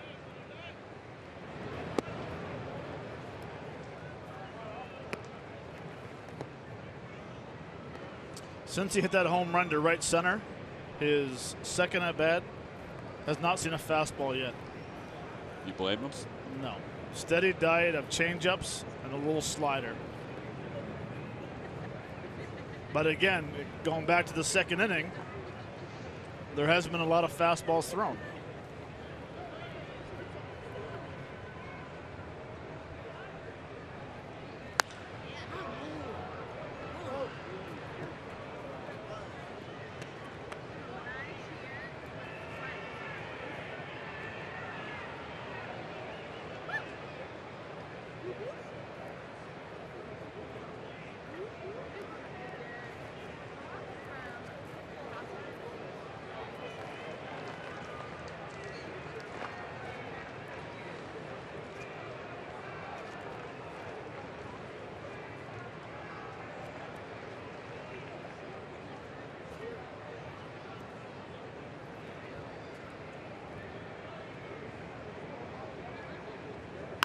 Opposite way, Francoeur was there. Now he comes running in and he makes the catch.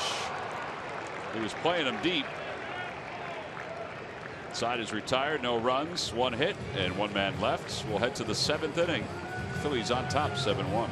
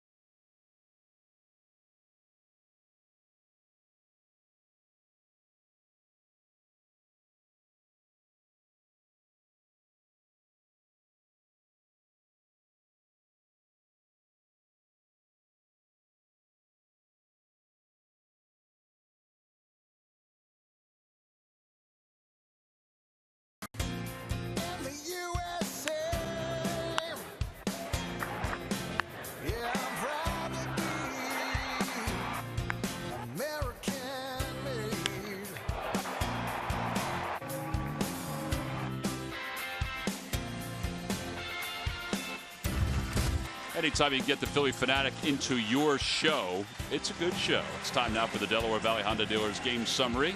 Phillies scored 7 in the second inning, and that's all they've needed so far. They've kind of shut it down since then. That's because Joel De La Cruz has actually done a nice job mixing his pitches. But Jared Eickhoff has done an even better job. He has 8 strikeouts through 6. He's allowed just the 1 hit, the home run to Ibar. And he begins the 7th by facing Frank Korn. It's 1 ball and no strikes. Jeff Francoeur's second go around with the Braves. Back toward the middle, off the foot of Eickhoff, and a base hit it to center field.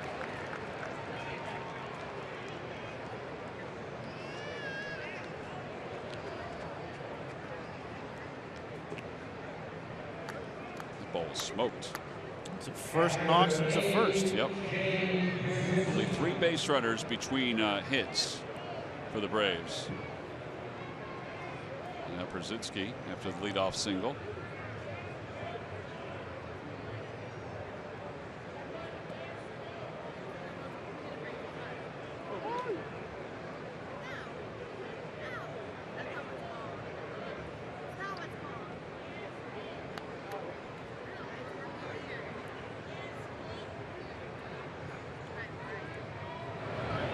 Check swing, foul ball, and it's 0-1.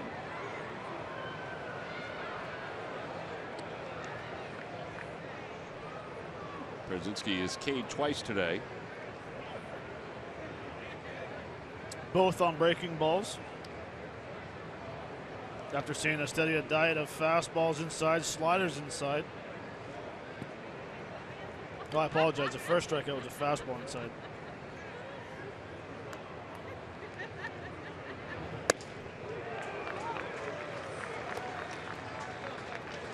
He was a tad tardy on that one.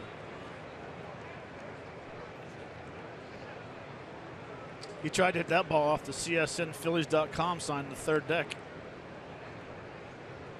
That would have been an impressive shot. Curveball hit toward first, past Tommy Joseph and into right field. Francoeur's thinking 3. The throw is not in time. First and third for the Braves with nobody out.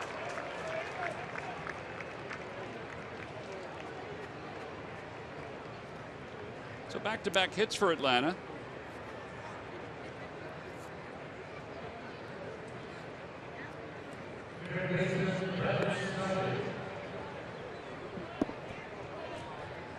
And now Brandon Snyder is coming out. He's 0 for 2. He's grounded out twice.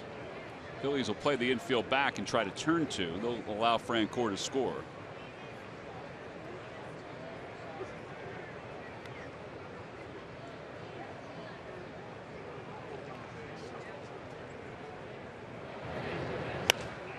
Fly ball, right side. This is not going to be deep enough to score Francoeur. Borges makes the catch. Francoeur draws the throw. And 1 away. Good pitch. And 1 out for Bonifacio. By the way, Matt, while we have time, I neglected to send out best wishes to our buddy Mike Giacalone while he was ill the last few days.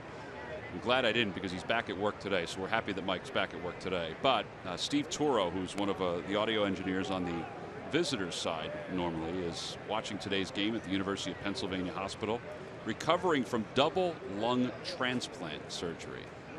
It was successful, and we hope that he is recuperating comfortably, and we look forward to seeing him back here at the ballpark real soon. Ashe makes the leaping grab. Francoeur breaks toward home and then stops. 2 outs. Get well soon and have a speedy recovery. Well, that was an excellent throw by Cody Ashe. Time now for our GMC Precision play of the game. You just saw it. Line drive. Bonifacio hits the. Cody does a nice job getting behind that ball, even with the little jump, making a strong throw home. You know, Cody had a throw the other day that didn't have a whole lot on it. That throw had a lot on it. Bob McClure is going out because Adonis Garcia has been announced as the pinch hitter for the Braves with 2 outs and runners on first and third. A little scouting report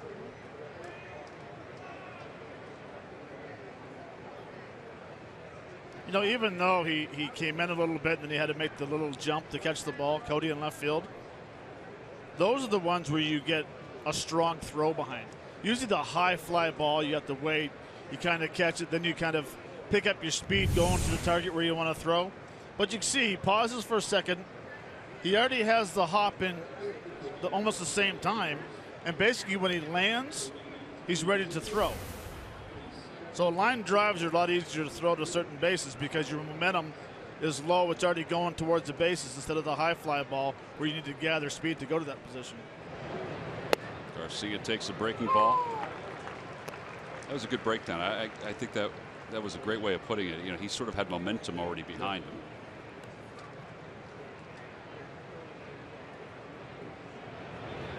I don't know how you felt. I thought that there was every chance Francoeur was going to score, only because of where it was hit, how it was hit, the fact he left his feet.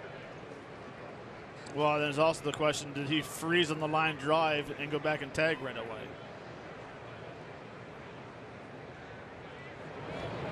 Outside, 2-1. But I'm like you. I mean, if he reads it perfect, you would think he's going to try to score in that situation.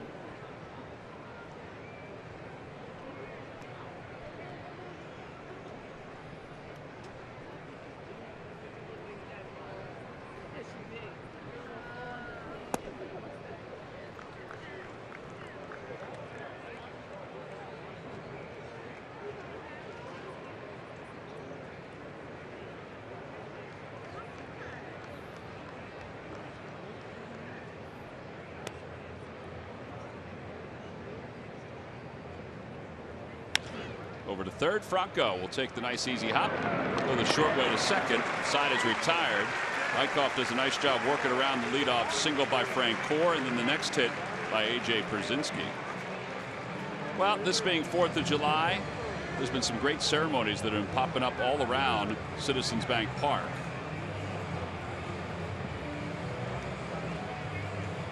Not only before the ball game, but also during the game. And we're going to stay for God Bless America. The 78th Army Band Brass Quintet is going to please join the 78th put together God Army Bless America Band here at Citizens Brass Bank Park. Quintet So here you go. as they perform God Bless America.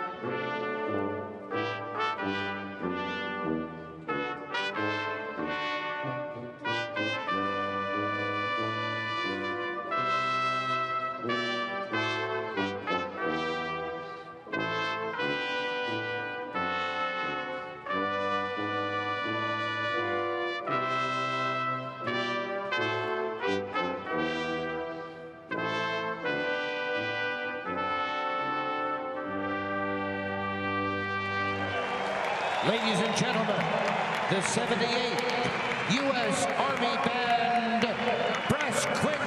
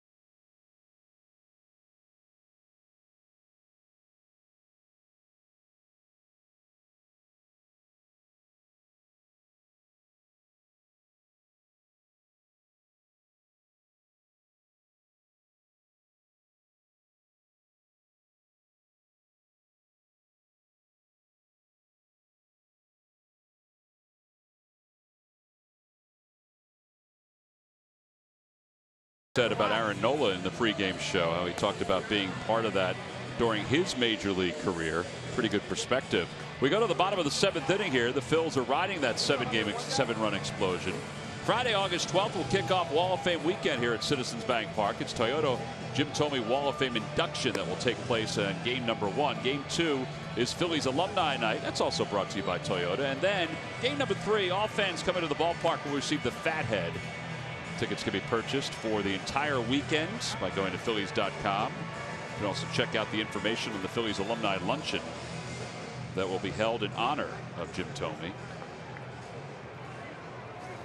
Home half of the 7th inning, and the Phillies will send Peter Borges to the plate against Mauricio Cabrera, who we have not seen this year.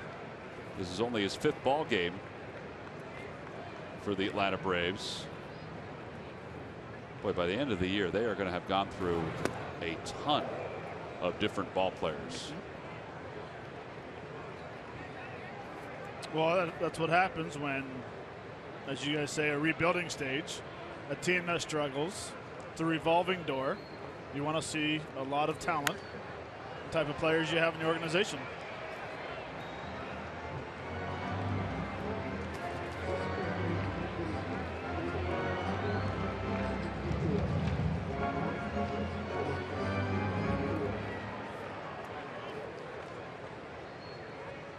Phillies now have gotten 16 runs against the 4 starting pitchers that have thrown on this homestand. They got 9 runs in 16 1/3 against the Kansas City Royals and 7 runs today against Joel De La Cruz.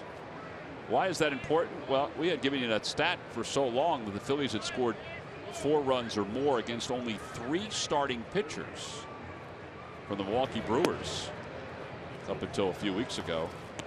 That was only 100 right there. Well, yeah, I'm going to give you the scouting report on him. I'm going to interrupt you for a second. The Yeah. scouting report we have is 100 to 103 with a curveball at 83 to 86. That's unbelievable. Off the plate, left side of the mound, no chance to get Peter Borges, who has a 3-hit day going. When things are going well. And when you have speed like that.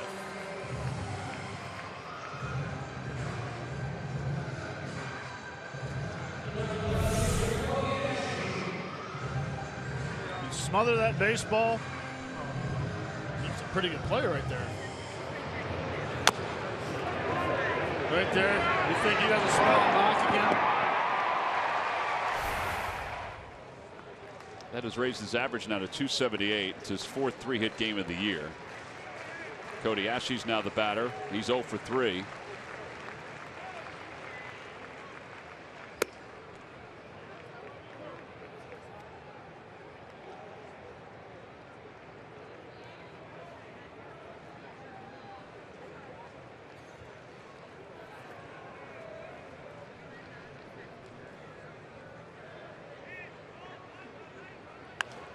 Popped him up. Peterson backpedaling, makes the catch. That's where you go back and say, note to self, 88-mile-an-hour changeup. 101 to 88. You know, I love right here. Watch what Peter Borges looks to his right here, just to see if the ball got past Freddie Freeman. That's what they teach you from day 1 in spring training. As soon as you hit the bag and you know it's a base hit, you look to your right to see if the ball got past the first baseman. You don't rely on your coach in that situation. Here's Franco homered his 2nd time up today. That home run, by the way, was 448 feet for Maikel Franco. It's the longest home run of the year for the Phils.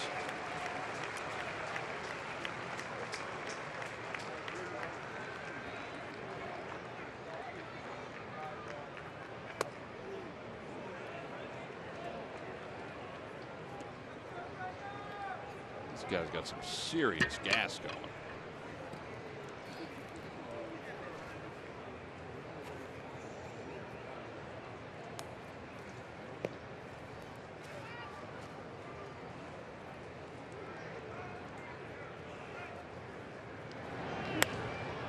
Popped him up, foul territory. Freeman over toward the camera well, reaches in and makes the catch. That's good play. 2 outs here in the 7th. It's good play and good concentration.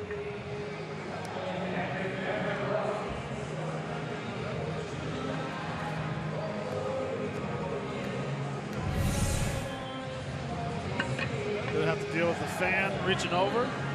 The concentration. Tongue out home. I didn't realize that the fan was that close to the glove from our vantage, but it almost looked like the fan was about 6 or 7 inches away, but he was right there. There's Cameron Rupp. He is 1 for 3 today. He's extended his hitting streak to 10 games.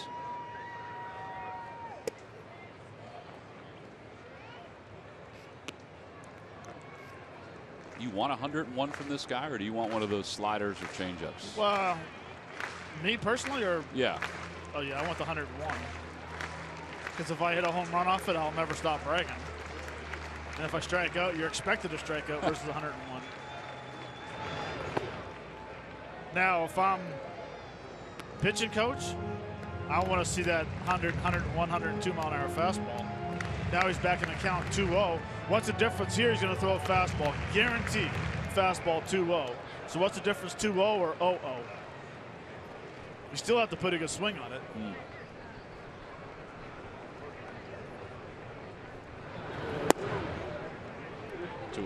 3-0 now. You know, so throwing a couple of breaking balls the first 2 pitches just cost him. Now it's going to be his 4th pitch of the at-bat. Instead of challenging a hitter with a 100 mile-an-hour fastball, the first pitch.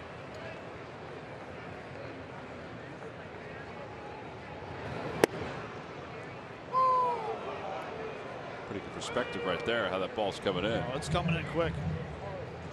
I've only been in the batter's box a couple times with over 100.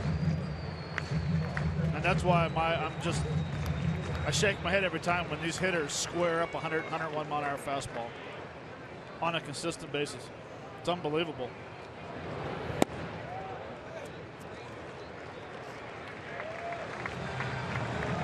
Ball 4 puts runners on first and second. Cabrera thought that was in there.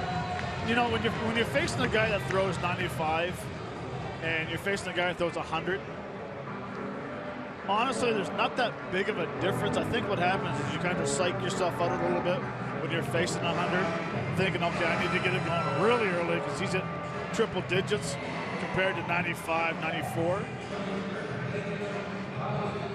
It's just the fact that a 100 mile-an-hour fastball, it's usually harder to get down in the zone. It usually stays up, which looks a lot harder to a lot of hitters. Now, young fella on the mound right now, Cabrera, he's actually got some nice downhill tilt with his fastball. But usually a 100 mile-an-hour fastball is going towards AJ, the catcher's face mask. That's why it looks so much harder.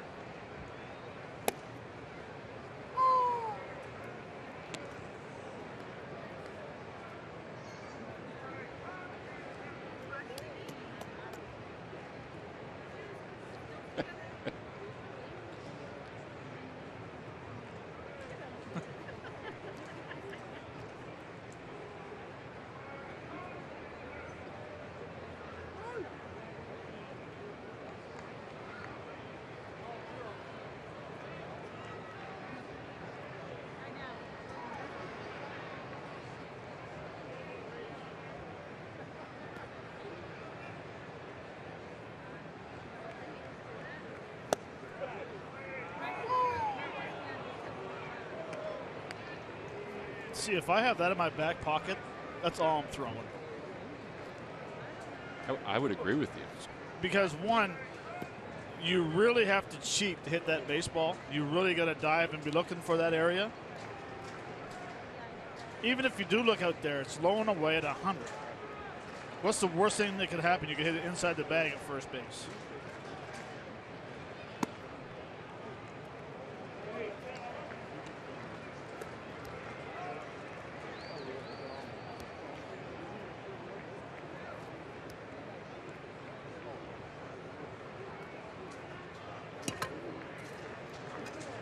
And honestly, I can't remember a pitcher that threw 100 and had a breaking ball this soft.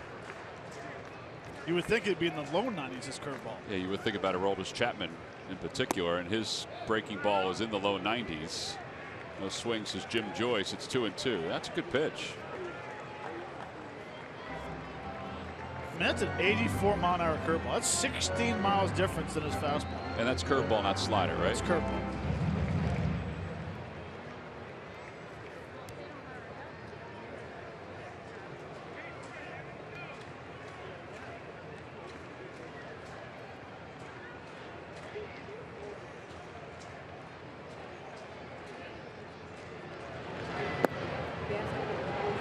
Great take.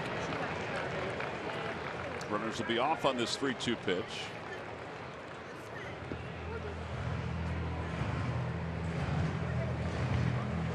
It's a great take because, one, he didn't even offer at the curveball. You think you gear up for the 100-mile-an-hour fastball. He drops that deuce on you, the Uncle Charlie, and you take it. Now you're right back into a fastball count. And a liner into right center field, a base hit.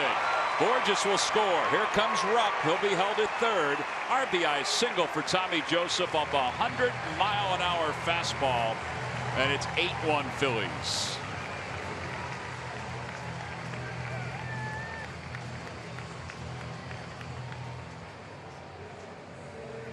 Two hits today for Tommy Joseph, and that's a great sign. 13 games, last 13 games, the Phillies have reached double digits 10 times. You know, that's a great knock and a lot of confidence for Tommy Joseph to get a knock against a 100-mile-an-hour thrower. But I think if he goes back to his bat, was the tough pitches that he laid off of. That set up to that pitch to get the big hit. Freddie Galvis slowly hits one out towards second. Waiting for it is Peterson. Side is retired. The Phils use singles to score a run here in the 7th. They get a run on 2 hits. They lead 2. We'll head to the 8th. It's 8-1 Phillies.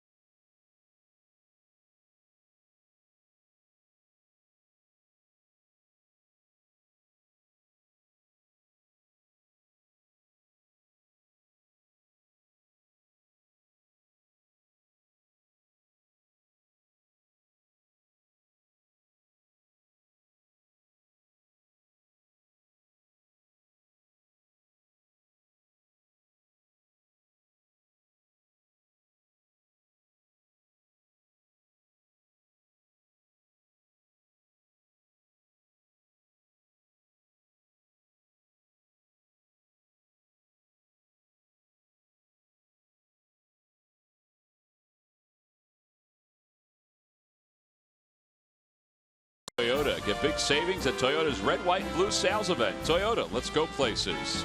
By McDonald's. Stop by McDonald's today and enjoy the new McPick 2 for $2.50 menu. I'm loving it. And buy your local Ford stores. Philly Fanatic dancing on the dugout with Michael Ruzioni and a buddy. Celebrating 4th of July here at Citizens Bank Park. It's time now for a Hyundai defensive play of the game. Well, Nick Marcus, it's a hot shot to first base. Tommy Joseph does a nice job staying with his ball, hitting that grass, not getting the big hop, making an easy play for a 3U, and that's your Hyundai defensive play of the game, brought to you by local Hyundai dealers. Here's Jace Peterson, who swings at the first pitch from Jared Eickhoff and sends it to left field. One pitch, one away here in the 8th.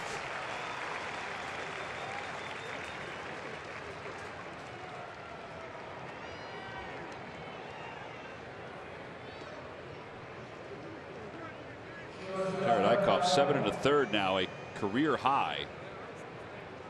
He was staked to the 7-1 lead after the second inning, and he has not blinked.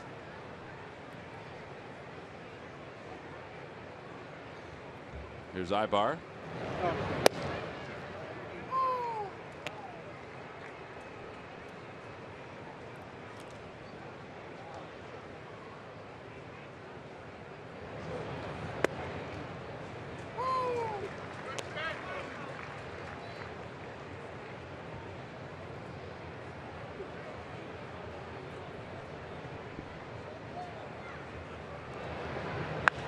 Fly ball, shallow right. 2 outs. Freddie Freeman's coming up. Let's check in with Greg Murphy. Murph. All right, thanks, Tom. Time for our greater coverage of baseball presented by T-Mobile. Chris Bryant had to leave today's Cubs-Reds game after colliding with the center fielder while making a catch. The injury is described as a contusion on his leg. Doesn't sound like anything too seriously, but he left the game in the 5th inning, but not before hitting home run number 24, which leads the National League, and scoring 3 runs, number 65, 66, and 67, which also leads the National League. And things not as good for the Milwaukee Brewers in their game against Washington today. Ryan Braun called out in the 1st inning for batting out of order. That's the first time that's happened in Major League Baseball in 3 years. Originally, he's been batting 3rd all season long. They switched the lineup, and Chris Counselor switched the lineup and had him batting 4th in this game, but then decided to change it. The lineup that was hung in the clubhouse had him batting 3rd, but the lineup that Dusty Baker got said he was batting 4th. There was the confusion. So the out was recorded even after he got a base hit. So something you don't see every day in Major League Baseball, but batting out of order for the Milwaukee Brewers guys. Well, and scoring-wise, he gets the hit and the out is recorded, but it's Lucroy who gets charged with the outs. So he does get credit for the hit. He does not. He does not. No. That ball's hit to the gap in left center field by Freddie Freeman. And Freeman will cruise into second with a 2-out double. And as Murph said, it hasn't happened in a long time. And a lot of times the manager will, and this isn't always the case, but the manager will do the lineup card or somebody else will, but then the bench coach will check it. And that's where there may have been an issue, is that it wasn't checked properly and there was a lack of communication. The look on Ryan Braun's face, I don't know if you guys saw it, the look on his face when he was called out after the hit and then led off the next inning, total confusion. So he went from getting a knock. Correct. To Lucroy 0 for 1. Correct. He led off the second and grounded out, and Correct. he went 0 for 1. That's right.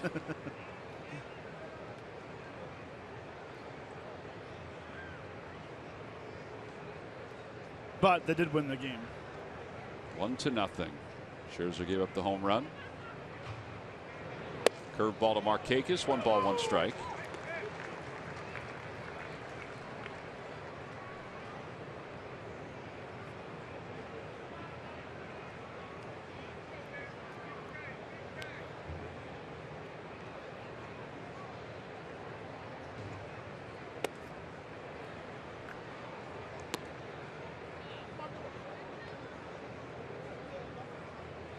Jared Eichhoff will make one more start before the All-Star break. He is scheduled to start this weekend against the Rockies. In fact, he's scheduled to start Saturday's game. Over to the right side, a base hit for Markakis. Freeman will score. It'll be an 8-2 ball game. Markakis will hold up at first. He'll get an RBI single. And for Markakis, his first hit. Pete Maccannon's coming out. He's going to take Jared Eichhoff out of the ball game. So Eichhoff goes a career high 7 2/3 here this afternoon. Does a really nice job. The Phillies needed their starter to go deep because they haven't had a starter go deep in a little while, and this is deep. He'll get a nice round of applause as he exits. This is more than a quality start for the young right-hander. Nice acknowledgement by the crowd. Phillies on top 8-2.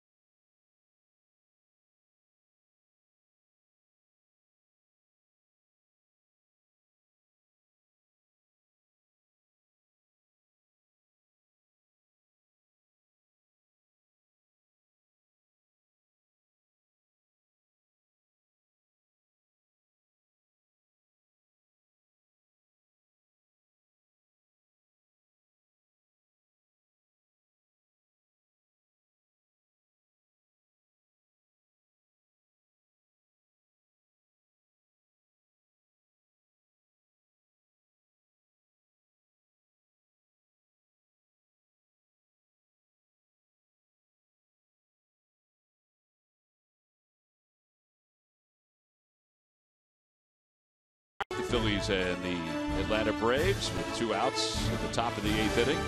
Pitching change for the Phils. David Hernandez is going to take over. Jeff Francoeur, the batter, and he takes a fastball, and it's 0-1. Jared Eickhoff, a career high 7 2/3 here tonight. So far, he's allowed 5 hits and 2 runs, 3 walks, 8 strikeouts. To the right side, past Tommy Joseph. Markakis is going to continue on to third base, and Francoeur has his second hit of the afternoon. Well, here's Jared Eickhoff's highlights from today. He really did a nice job after falling behind 1-0. Yeah, I thought he had a very good command. After that Ibar home run, his command of his fastball is very good. Keeping hitters off balance. And again, like his last outing, he threw a lot of fastballs inside the left-handers. They started anticipating a lot of fastballs and swung at curveballs. And that's why he threw very, very well today. Good line to get the win. The Phillies need to get 4 outs before he can do that. A.J. Pierzynski's the batter. He's 1 for 3.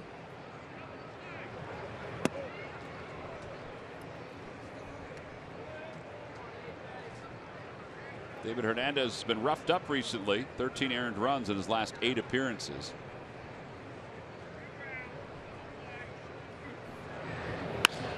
Fly ball left field. Cody Ashley is out there, and the inning is over. Braves get a run. They get 3 hits. They leave a couple. We'll go to the bottom of the 8th, 8-2.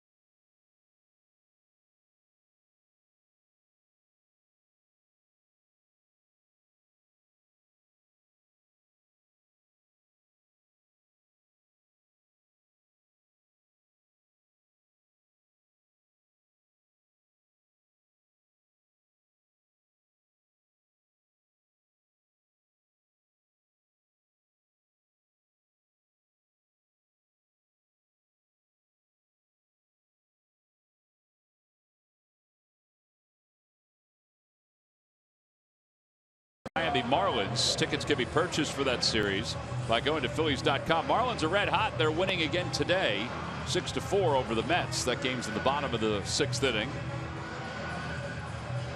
4 night games here at the ballpark.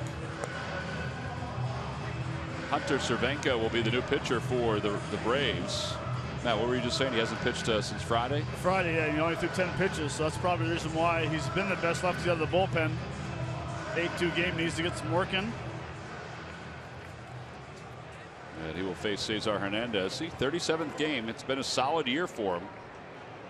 A lot of times he comes in and faces 1 or 2 batters. Every team needs this kind of guy. Cesar takes outside. Cesar is 1 for 3 today, or excuse me, 2 for 3 today. Tripled his first time up and scored, drove in a run. Singled his last time.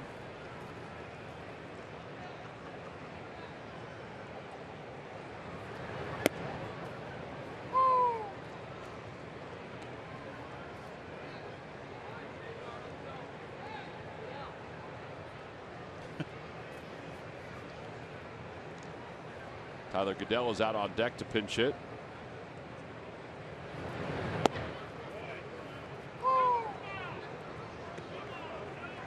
There's Tyler.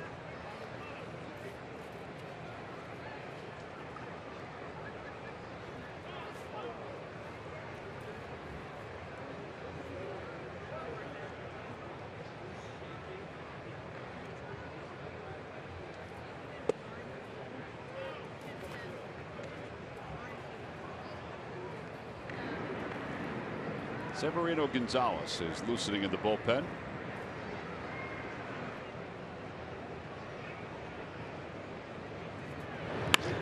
And a shot right through the hole on the left side. It's another 3-hit game for Cesar Hernandez. Well, whatever Hensley Mullins whispered to him from the San Francisco Giants, I hope every time he falls into a slump, he whispers it to him again.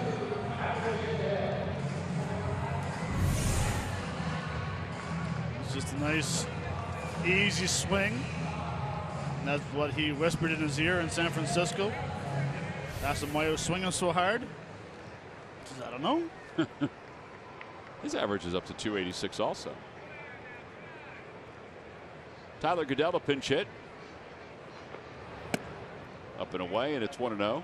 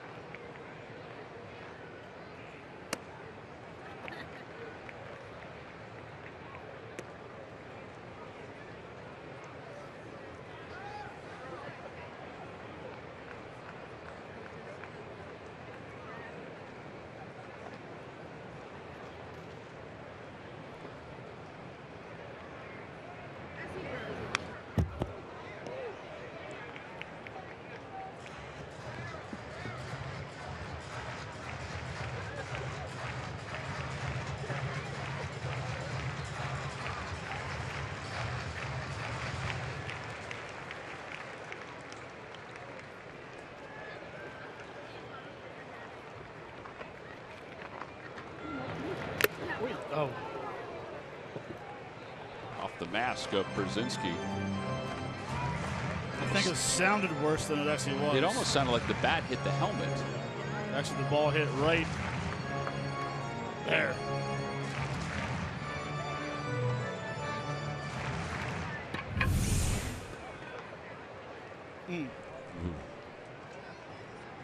I stand corrected. That hit pretty good, too. 2 balls, 2 strikes to Goodell.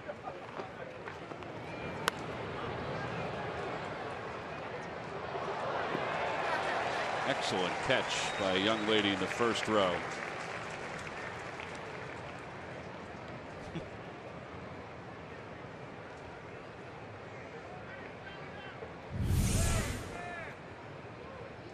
A little bit of a juggle for a moment. Nice.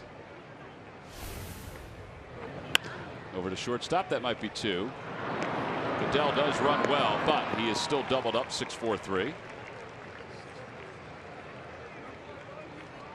And there are 2 outs here in the 8th inning.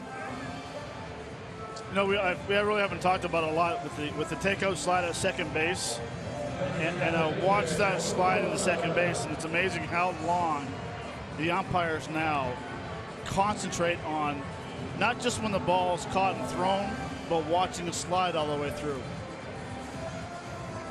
Just find it very interesting now that the concentration level, you have to stay the whole time with it. Usually they'd catch it and they'd make the turn, they'd give the out call and watch and see what happens at first. Right. But now they have to watch it the whole way through.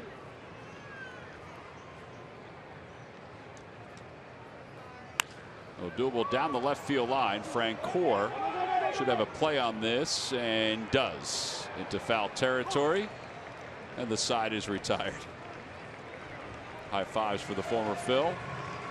8 the books here at Citizens Bank Park on a very good 4th of July. The Phil's offense erupted for 7 early.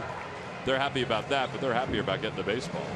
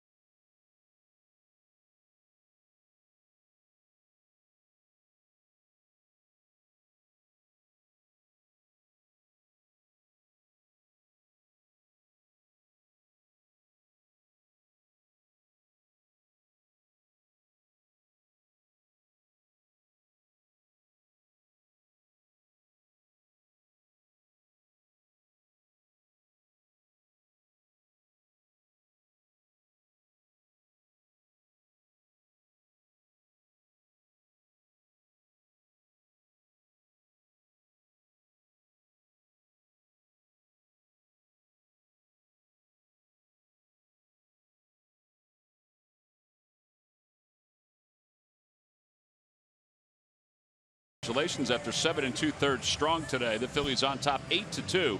Every time the Phillies pitchers retire, the opposition 1-2-3. Comcast will make a contribution to Phillies charities. Phillies baseball is brought to you by Xfinity. Xfinity X1 will change the way you experience TV. Gonzalez, 10th ball game. 4.66 ERA. Third of an inning for David Hernandez. He allowed 1 hit.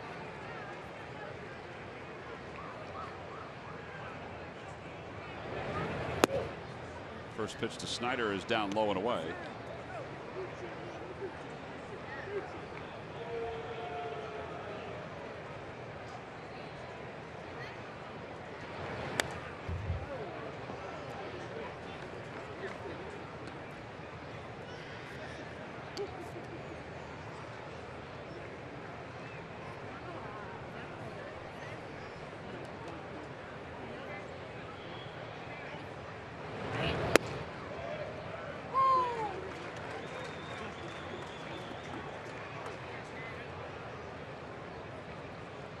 Interesting to see him questioning that fastball for a strike.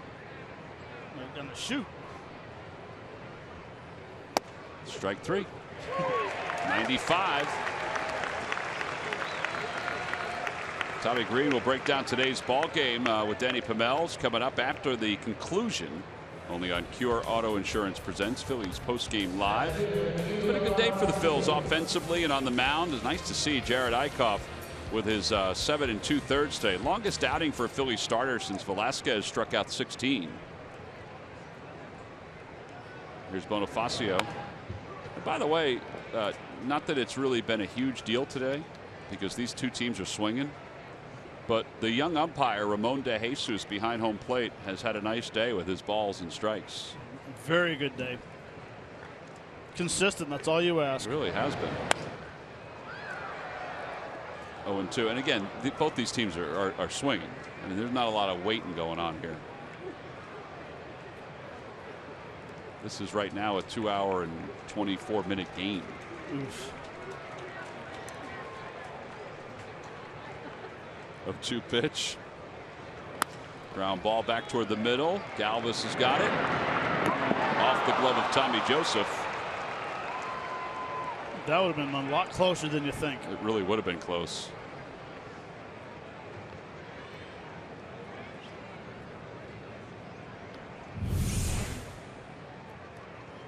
See how close it is. Freddie Galvis, a couple extra shuffle steps. They probably would have had him. Yeah, they would have had him.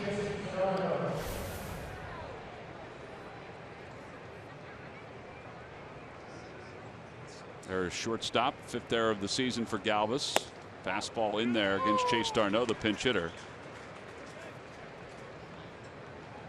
It was a low throw, but I think Tommy would be the first one to tell you, as a first baseman, those are probably the easier scoops to make. Yeah. Fly ball left field. Cody Ashe started back. Now he's in.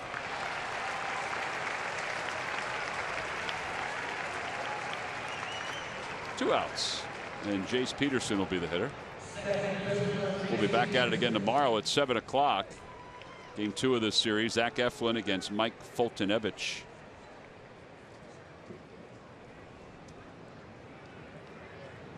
Game 3, which is Wednesday afternoon. Julio Teheran against Jeremy Hellickson. Runner goes. Pitches outside. 1-0.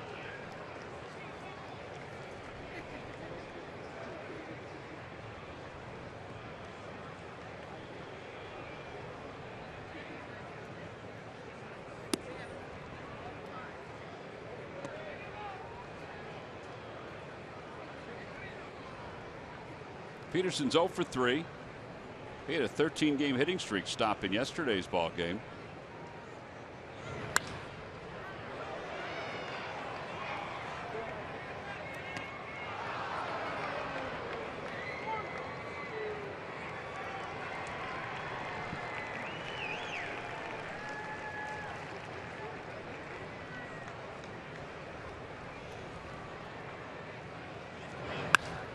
Fly ball left field. Cody Ashley over toward the corner. Long run, and he makes the catch, and the ball game is over.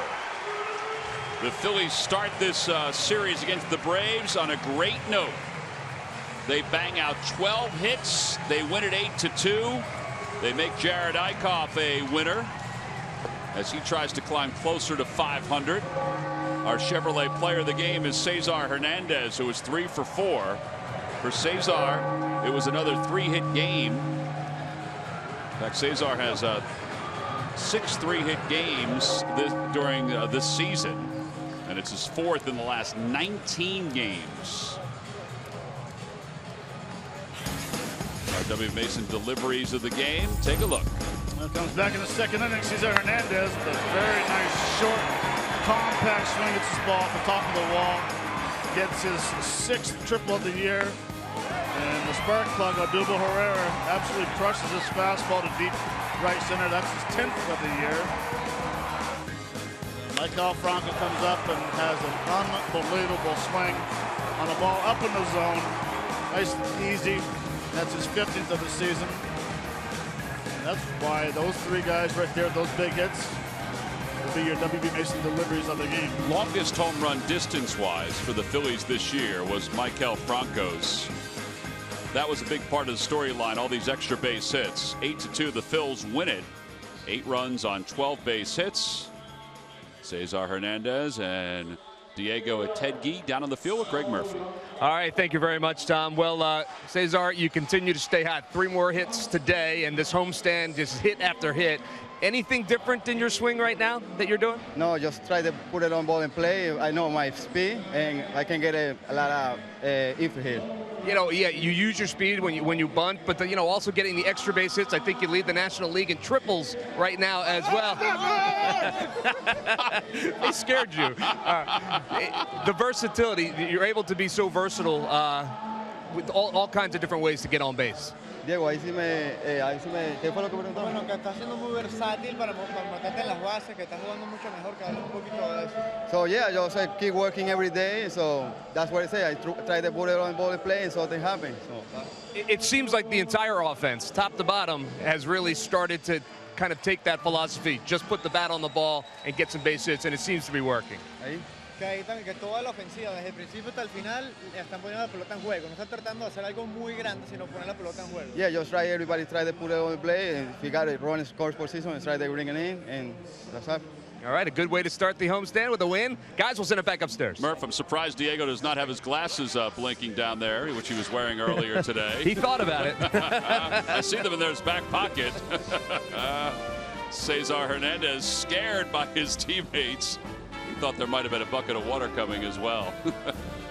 8-2, the final score. The Phillies have defeated the Braves. We'll be back after this.